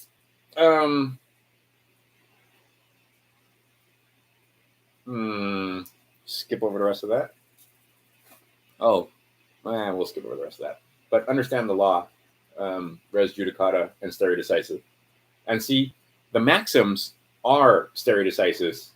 And there are many cases, the res judicata, that basically flesh out those maxims for you. And you might go through that and look up lex, just write in lex in the, I'll do it right now. Hold on a second. Hold the phone. Are we there? Yes, we're there. All right, we're going to do this. And we're going to do this. So you can go look for yourself right now. In fact, let's do that a little bit. We're almost out of time. Because I'm going to try it. Like I said, you can only go for so long. And you can stop this thing, run it on double time. And, a treatise on arrest and false imprisonment. We got to go over that because that's where you should do it on your own because it's all right there for you in the treatise on arrest and false imprisonment. But let me just give you this right now. Okay, now you can click on that, all 6 of you that are here. But, there'll be about 100 people that watch this, maybe. Although I'm told it's more. I don't think it's more. And see, how did he start making these videos in the first place? When they started calling Ron Paul a racist.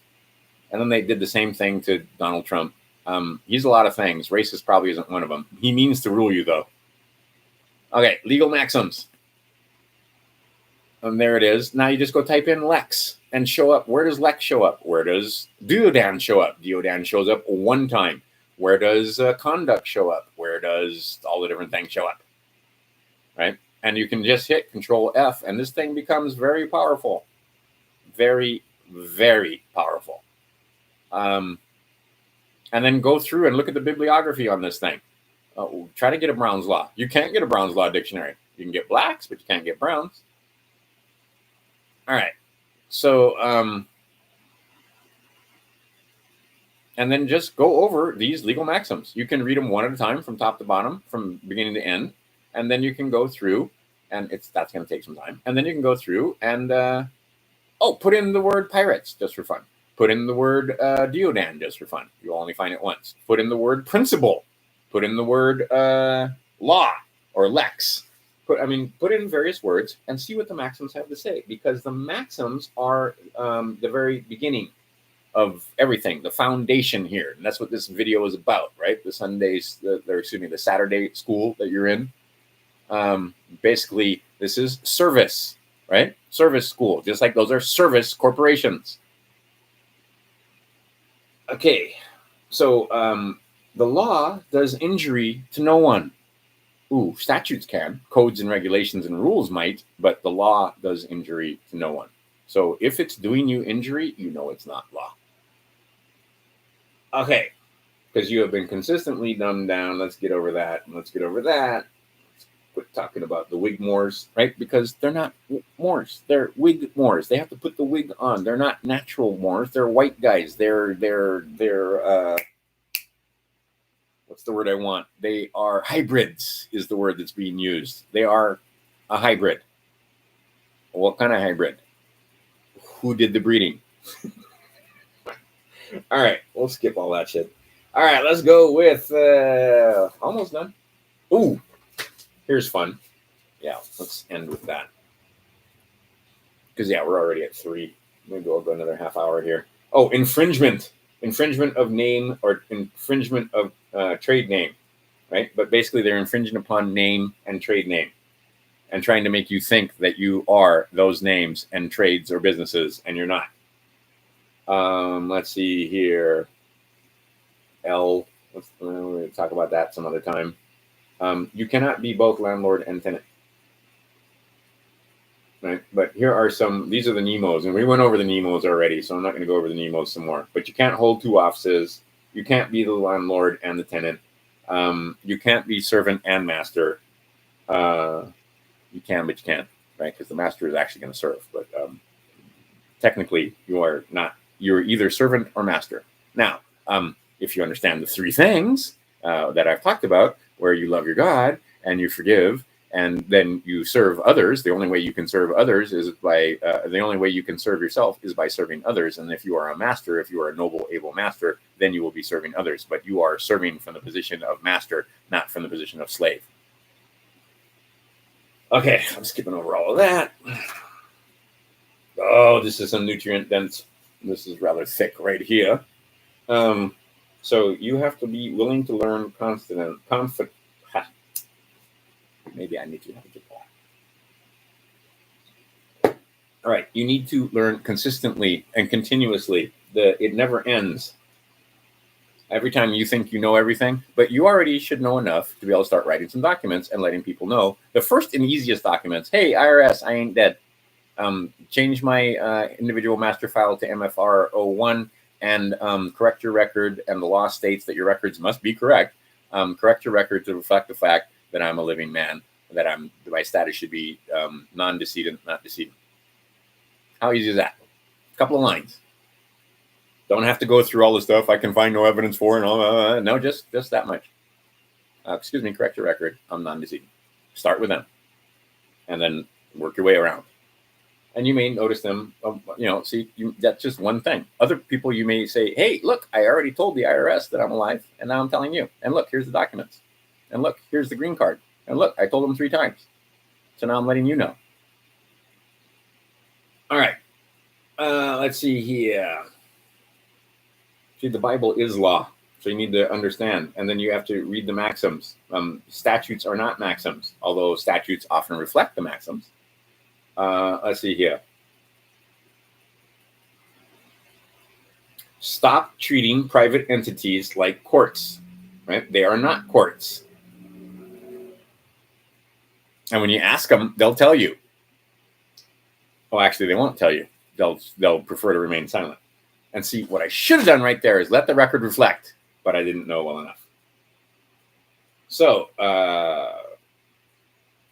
let's see, what I should have said right there is, but let the record reflect that this court is not a judicial court, but a private corporation with whom I have no contract. And I could have ended it right there, but I was too ignorant of the fact. However, I was smart enough to get them to incriminate themselves on the record repeatedly every time I showed up. All right, oaths. Understand your oaths. Understand Title 42, 674, payments and estates. Oh, there you go. There's a good one, right? Psalm 119. Know the statutes, but don't get caught up in the statutes. Know what they say, though, right? Oh, affidavit of treason. But first, you got to know who committed the treason and what was the conduct that created the treason. See, and you've been so dumbed down that they commit treason right in front of you, and you never press the charge because you don't even know. All you know is that ain't right, or they ain't supposed to do that. Okay, the Republic is a state of mind. This is why I started with the 7 Hermetic principles. The Republic is in your head. The state of Hawaii does not exist anywhere out here. There is no out there. It's all in here. The fictional entities, they're in here. The Republic is in here. We the people are wherever we the people are. It's not a territory. They told you that in the Marvel comics, right? Where Odin basically says to Thor, right? That Asgard is a people, not a place. Right? There's notice all around you. You just don't recognize it because it's so much special effects and cool stuff and beautiful women, handsome men. Right? Distraction after distraction. Okay, so the Republic is a state of mind. It is not a territory. Okay, I can find no evidence that there is a requirement for me to license my ability to communicate, my ability to travel, my ability to locomote. So if you think that you have the power, you must prove it. If you think you have the power to prohibit me from locomotion, show me the contract or obligation that gives you that authority. Prove that they have authority, power over the people, not over persons. They do not have any power over the people. They have power over persons. Now, if you state that you're a person, and if you sign contracts that say you're a person, Or if you sign contracts that say you are a U.S. person, do they have authority over you? Why, yes, I think they do. But they have authority over that person, not over the living man or woman who is confused enough to think that he is that living individual that is a person. Like I have that document that says Crouton Ramon is a living individual whose consent is of record. What? Crouton Ramon is a name that I made up. It's an in legis, but it is a living individual. The thing lives. What's giving it life is the corporation and the statutes. It is a creature of the state. That's not what gives me life. That's not what gives you life. You're starting to figure this out. You're starting to see how they use these words to deceive you. Okay. Let's see here. Let's skip over that. Oaths, that should be a word you know. Trust indentures, that should be a term you understand. Oath or affidavit, oath or affirmation. Let's see, courts of record, know what that is. Again, accept their oaths. Oh, understand the hierarchy of law. What's first and foremost on the list is the Constitution for United States of America, then Constitution of United States of America, then, just United States, not United States of America.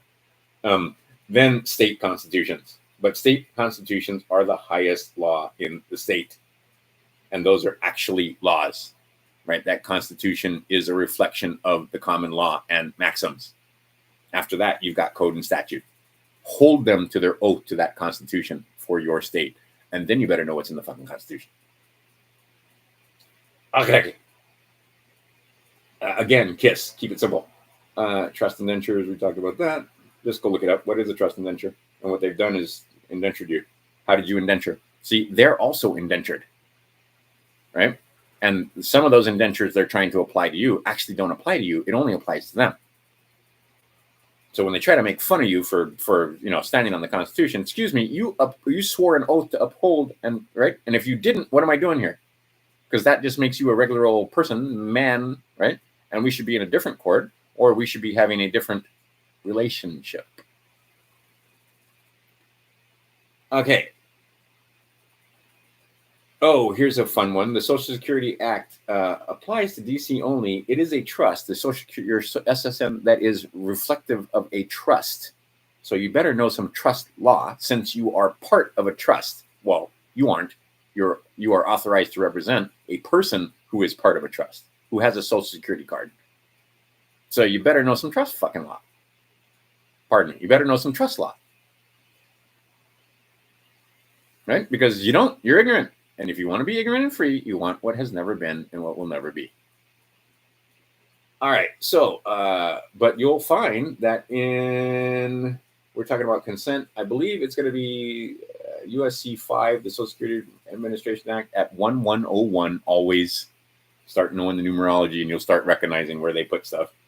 But anyway, the organic statute says nothing in this act shall be construed as authorizing any federal agent, officer, or representative to take charge of any child over the objection of either of the parents or person standing in loco parentis.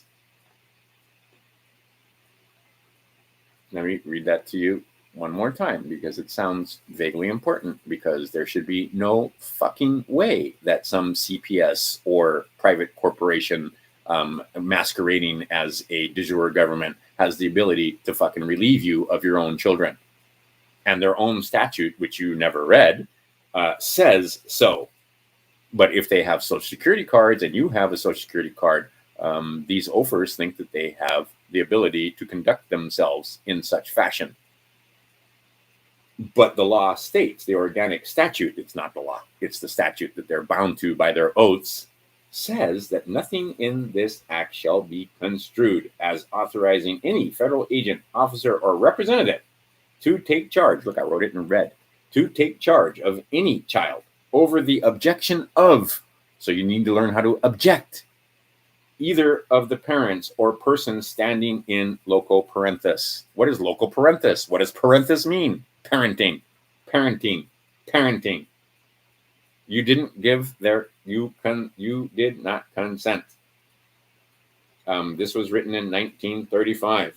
and they have to have consent. So you're going to inform them that you don't consent ahead of time, before you decide to homeschool, before you decide to take your kids out of the public, or excuse me, your children, your sons or daughters, children is again legal terms, out of the care of the public schools. Okay. So again, before the use, you put the remedy in, not afterwards. Let's see here. Rebutting their presumptions. Kurt's Law Corner is a great place. And Kurt has in this thing, if you go to Kurt's Law Corner, he has like this 8-part thing on the law. I would go through it if I was you. I've gone through it once. I'm probably going to go through it again. Let's see here. Nah, let's go. Not. Nah. Oh, and again, the name of the thing is not the thing named.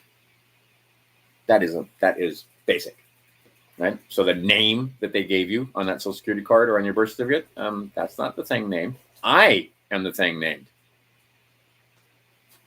I. Who is I? Who is you? Okay, let's skip over that. We're so not going here. I should go here, but we'll go here another day. We've already kind of sort of covered this already. No, I already covered that. Covered this. Notice. You got to give them notice. You can't ambush them. Again, you got to put your remedy in place ahead of time. So you notice them that you're thinking about suing them. You're not going to just sue them. So you're going to notice. And who are you going to tell? If you write a letter, I assure you that this is the case. If you write a letter to risk management informing them that you have moved and that if their officers violate your constitutional rights that are guaranteed, right? And again, let's look up constitutional right here in just a second under those words, because you think that like all that does is secure your rights is what that means. We're not going to cover that. I already covered that. Look, we went through quite a bit. We went through hours and hours. This is the synopsis. Because like I said, this is more than 20 hours of reading and writing and watching videos at 2 times speed. Some of those videos 3 or 4 hours long, and then watching them again, and then watching them a third time, and then taking notes. So this represents quite a bit of work, folks. You can't rely on me. I'm not enough. You got to be able to do it for yourself. So let's talk about this last part. Maybe, we'll just do it tomorrow. I will go over some of this stuff, and we'll actually go over to the maxims, type in words, and read the maxims. All right, but understand this.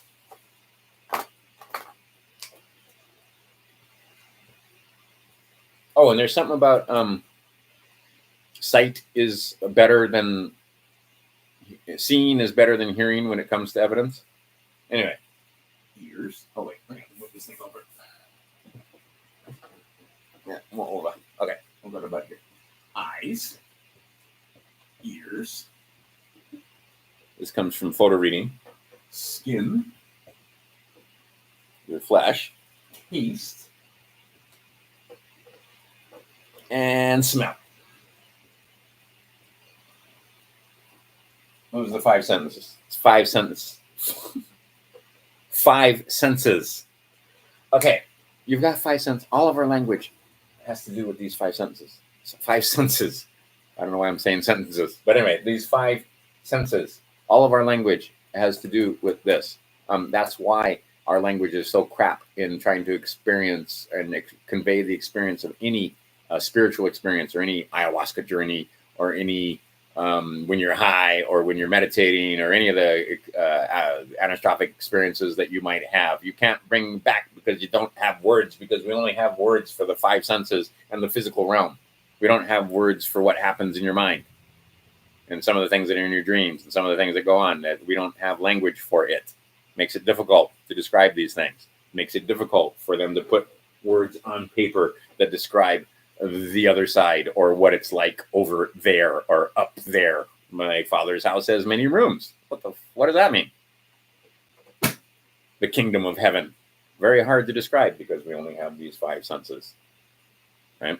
All right. Now, understand, in bits per second, your BS rate, bits per second, The processor that is the no mind, the processor that is the subconscious mind, the processor that is the other than mind, that is not conscious, the tip of the iceberg. Well, I can do it the other way. Well, and there's 7 layers here. 1, 2, 3, 4, 5, 6, 7. Anyway, that very tippy top, right? Where we are right now is got all these different things. And that processor is immense. It's running your heart right now. You're digesting, you're breathing. You don't have to think about breathing, right? Like they talk about meditating to a state where you actually have to remember to breathe. Okay, when you get, right? Because if you don't, you feel like you can't breathe because you're getting in touch with that processor and understanding that.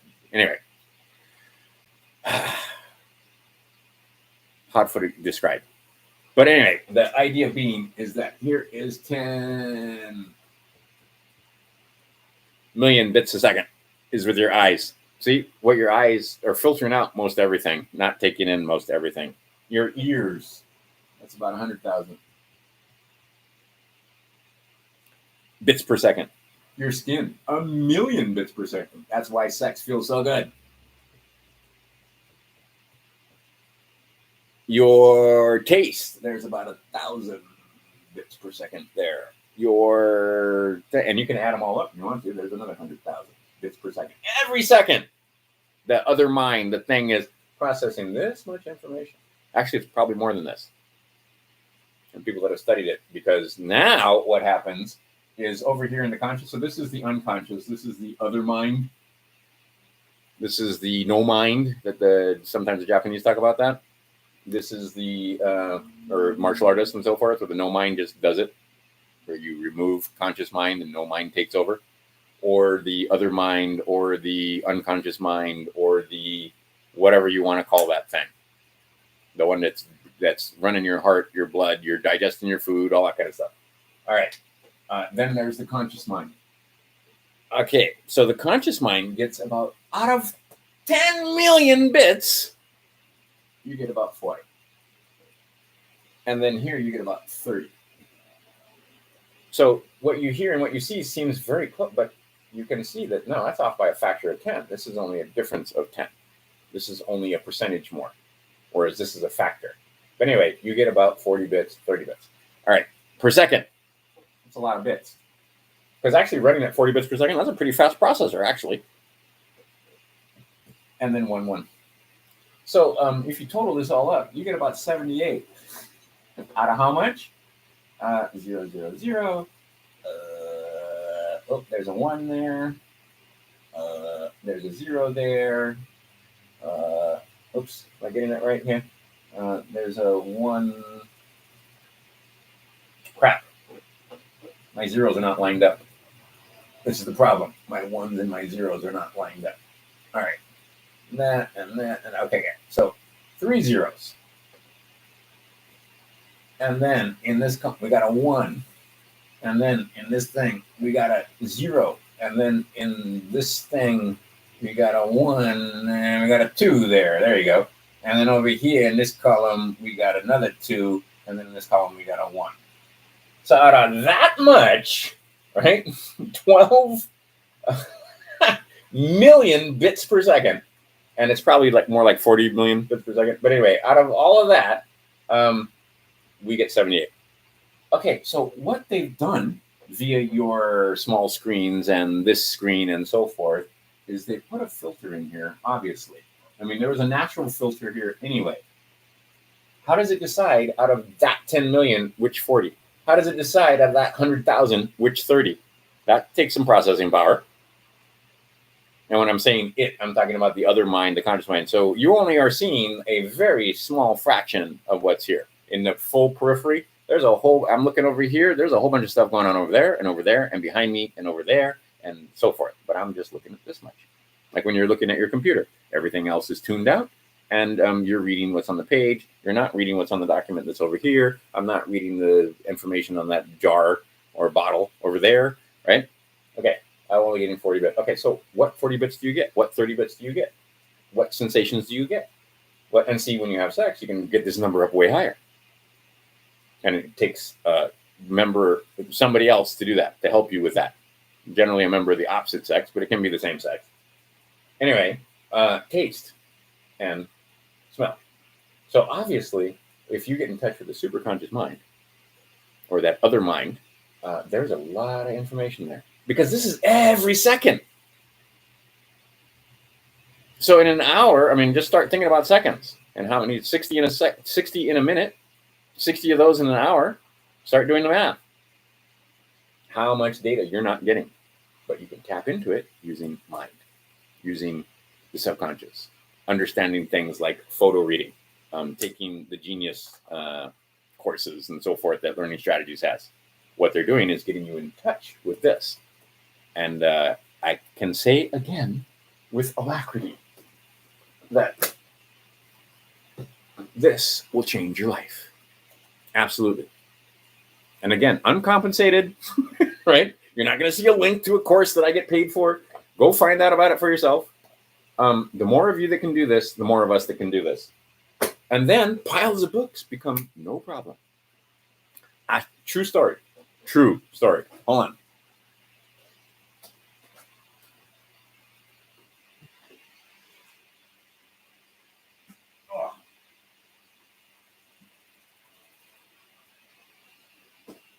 This is a weekend reading project for Boy in his homeschool.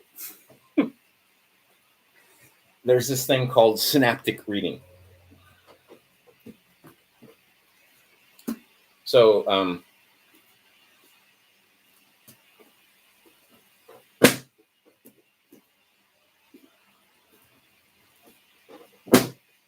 I don't know if you saw this or not, but anyway, he already read this book and had amazing results, wherein we were trying to activate it, and a voice, his voice in his mind, told him the paragraph and the page number. And we've had this happen. We were just doing, and I was hoping he would be here, but he's not. He's over at a friend's house because he's trying to have a normal life, and sometimes little boys have sleepovers with their best friends.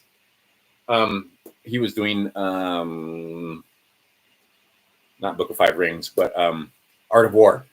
And we were activating Art of War. And some of the things that came out of his mouth, like, how do I know that? Because he only photo read it once. Well, actually, he knew the whole book, but I mean, because he's read it since he was 10, but he photo read it. And now we're activating that information. And it's much more powerful than just elementary reading the book. Anyway, so then there's this. Here's a bitch. I just did this one. It's not really a bitch. It's your friend. But I mean, it takes a little while because it's a bit thick. All right. And then this one. And finally, this one.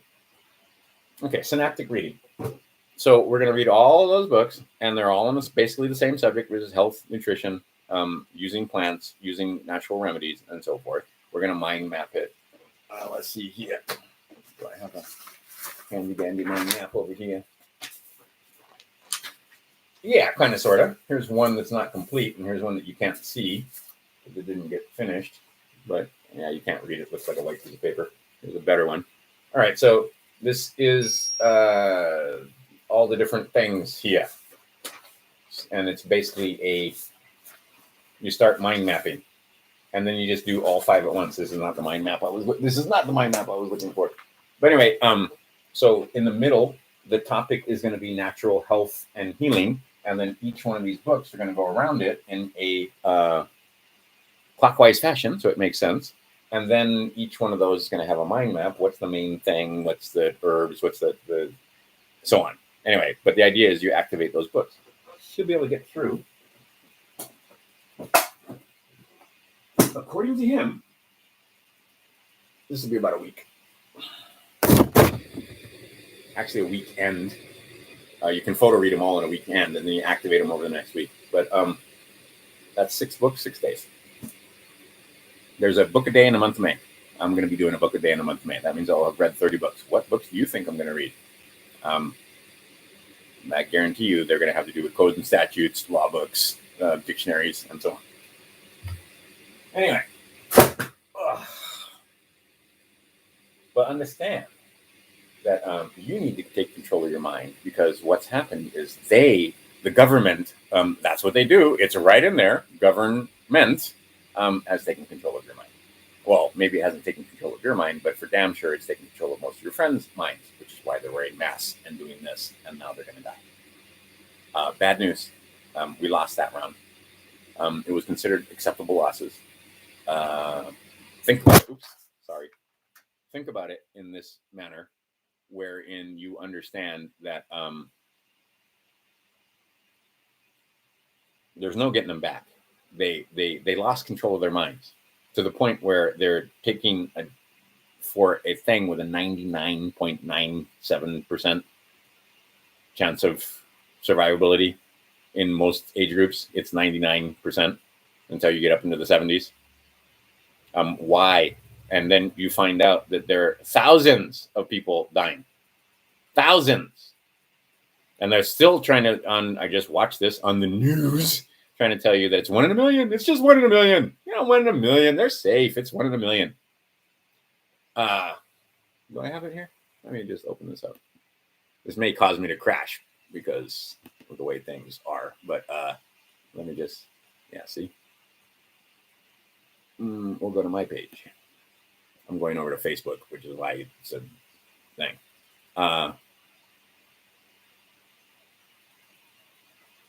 Where is that? Okay, so we went from 85% of people saying that they would not take Bill Gates'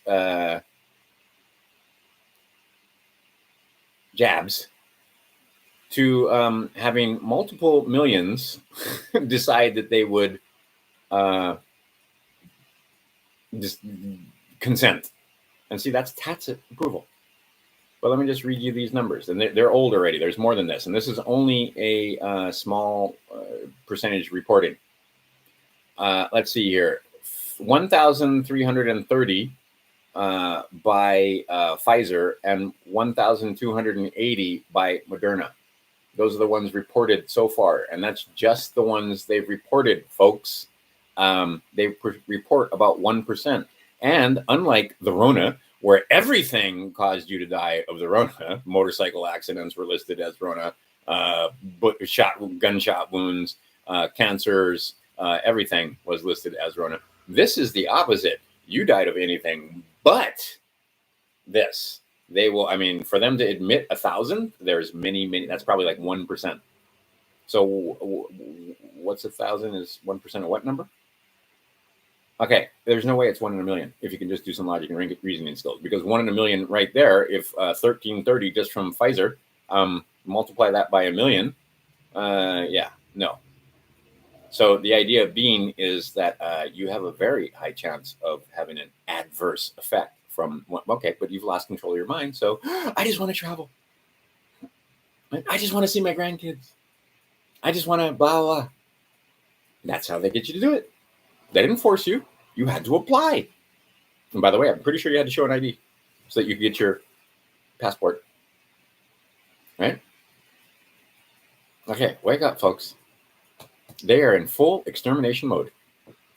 73 million have been jabbed so far. Of that, 37 million, these numbers are not because it changes every day and they're trying to get as many as they can, have taken it 3 times. Those that have taken it 3 times, you ain't getting them back. Go read any cheesy vampire novel. Okay. So now might be the time to declare your sovereignty. Except maybe you don't want to use those words because they have very bad connotations. So maybe you just want to let them know you're a living man or woman. And that you're a member of We the People. And We the People are sovereign. And We the People are, right? There is your foundation. And that you were never, it was never your intention. You never consented. Now, they may have signatures, but those signatures are void. They may have a contract, but that contract is voidable because you entered into it when you were not of the age of majority. And it was entered in for you. It was done to you. So what you have to do is unfuck yourself. This is one of the rare situations. You cannot unfuck a woman, but you can unfuck yourself. So you are fucked. Make no mistake, because it won't be long before they're telling you, you got to take this thing or go to camp. We're going to take you to camp. These motherfuckers would have put us in camps. They're not gonna.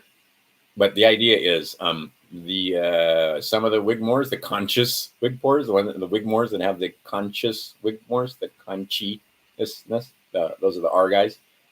They're saying no, we got to give them a choice. The D's are just like, fuck it. We're just telling them, you are our subjects, you are our slaves, you do what the fuck we want or not. And if you don't, we kill you. Or right, okay. So those are the absolute slave masters.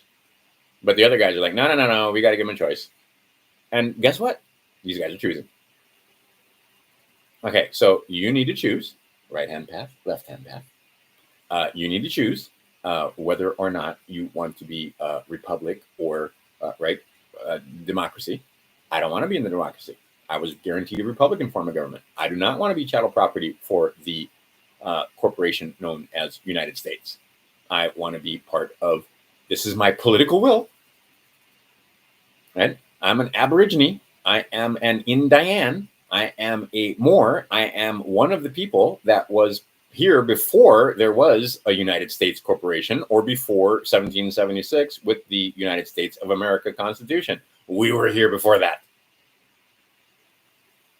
Not all of us. Some of you immigrated. Some of my family immigrated.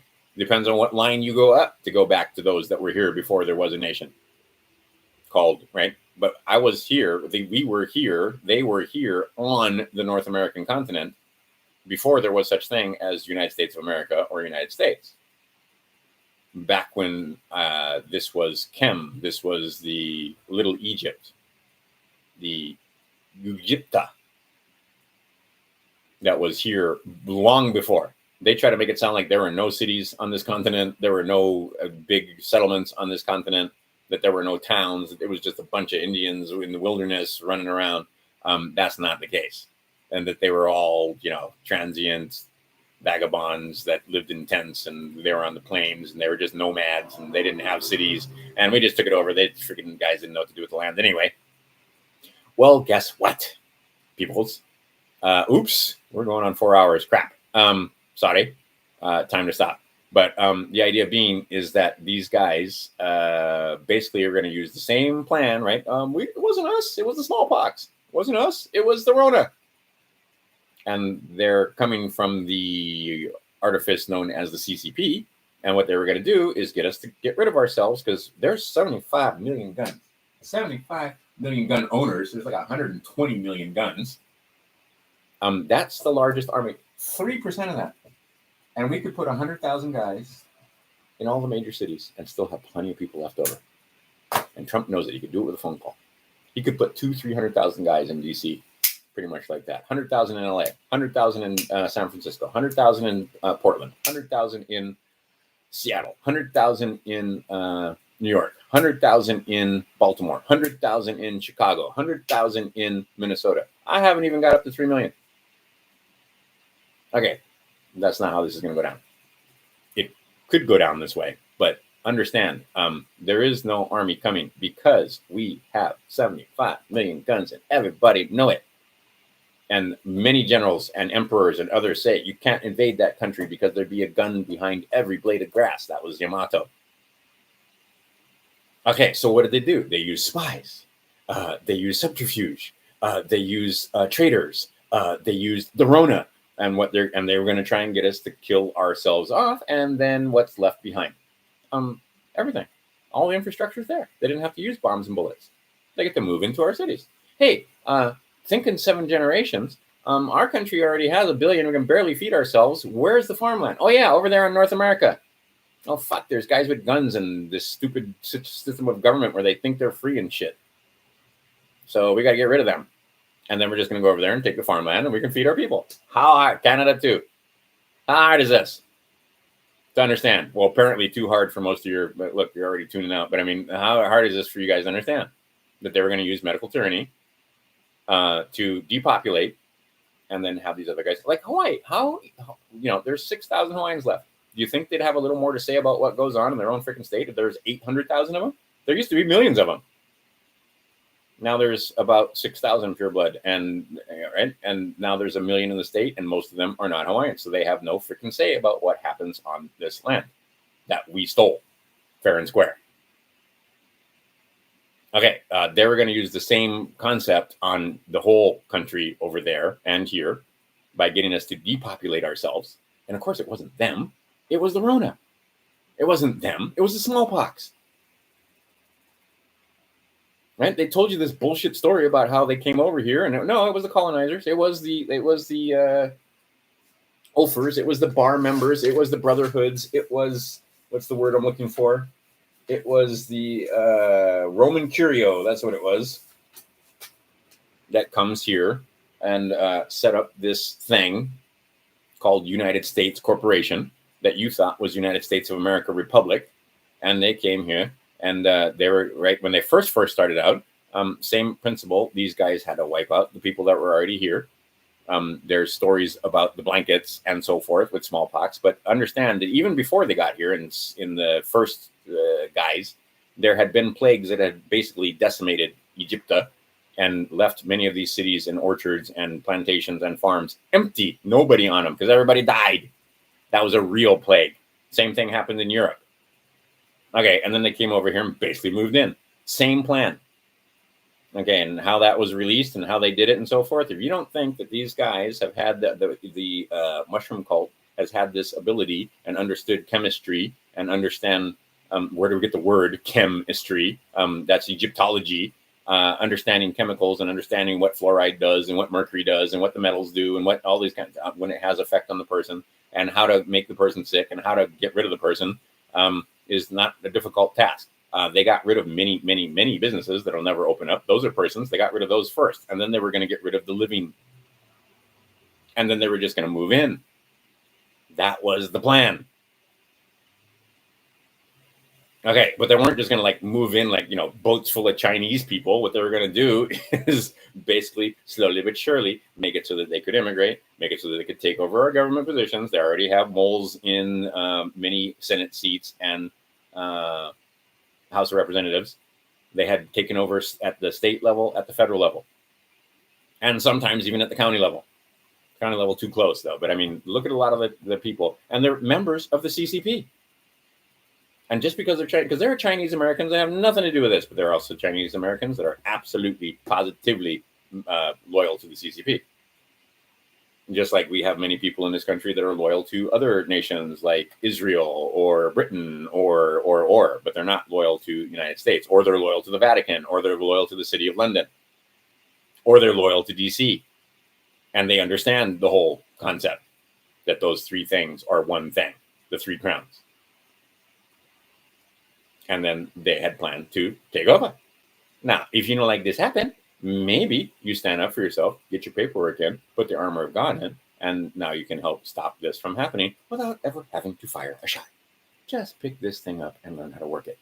Learn the 5 W's, who you are, what you are, where you are, right? What time and space you're in now. What time and space this happened in the past, but you got to forgive those trespasses. But the fraud vitiates everything from the beginning, ab initio. Okay. That's going on 4 hours. That's more than enough. I'll come back tomorrow and we'll do more. But you see, it takes time to learn this stuff. And I did. I tried to cram all, this is hours and hours, right? Distill it down.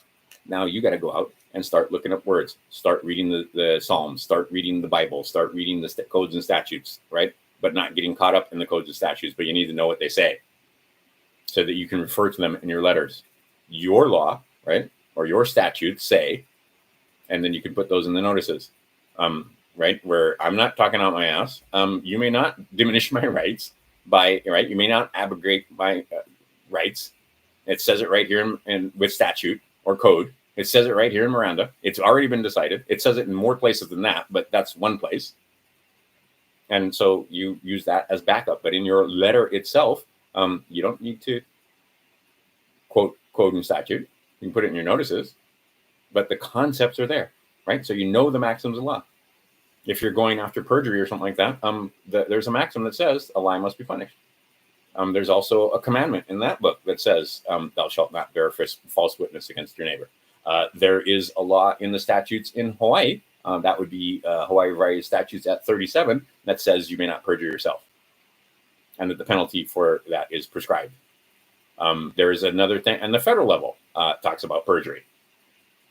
You might type in the word perjury into the maxims and see what it says there, or lie. Right? Okay. Take it easy, crime stoppers. E pluribus unum. Educate yourself. That's the only way out. And then go educate others. But you know what? They don't like listen. They're going to do this instead. Let them go. Right? May their chain set lightly upon, and be happy that they will not be here to trouble your children or your grandchildren. And understand that they're being way more thorough. They're making it so that we don't have to do this because they're doing this. All right. I'll talk to you tomorrow probably because, like I said, we got more to cover and I've already gone too long. And forget, I mean, you can only absorb so much information at a time. So E pluribus unum, talk to you soon. Be of good cheer. We're going to win this thing. You're going to win this thing. You're going to understand all this stuff. All you got to do is read. It's not beyond you. It's simple and easy. And the simplest things are often the hardest things, but it really is quite simple. You are a child of God. Done. Take it easy, crime stoppers. I'll talk to you soon.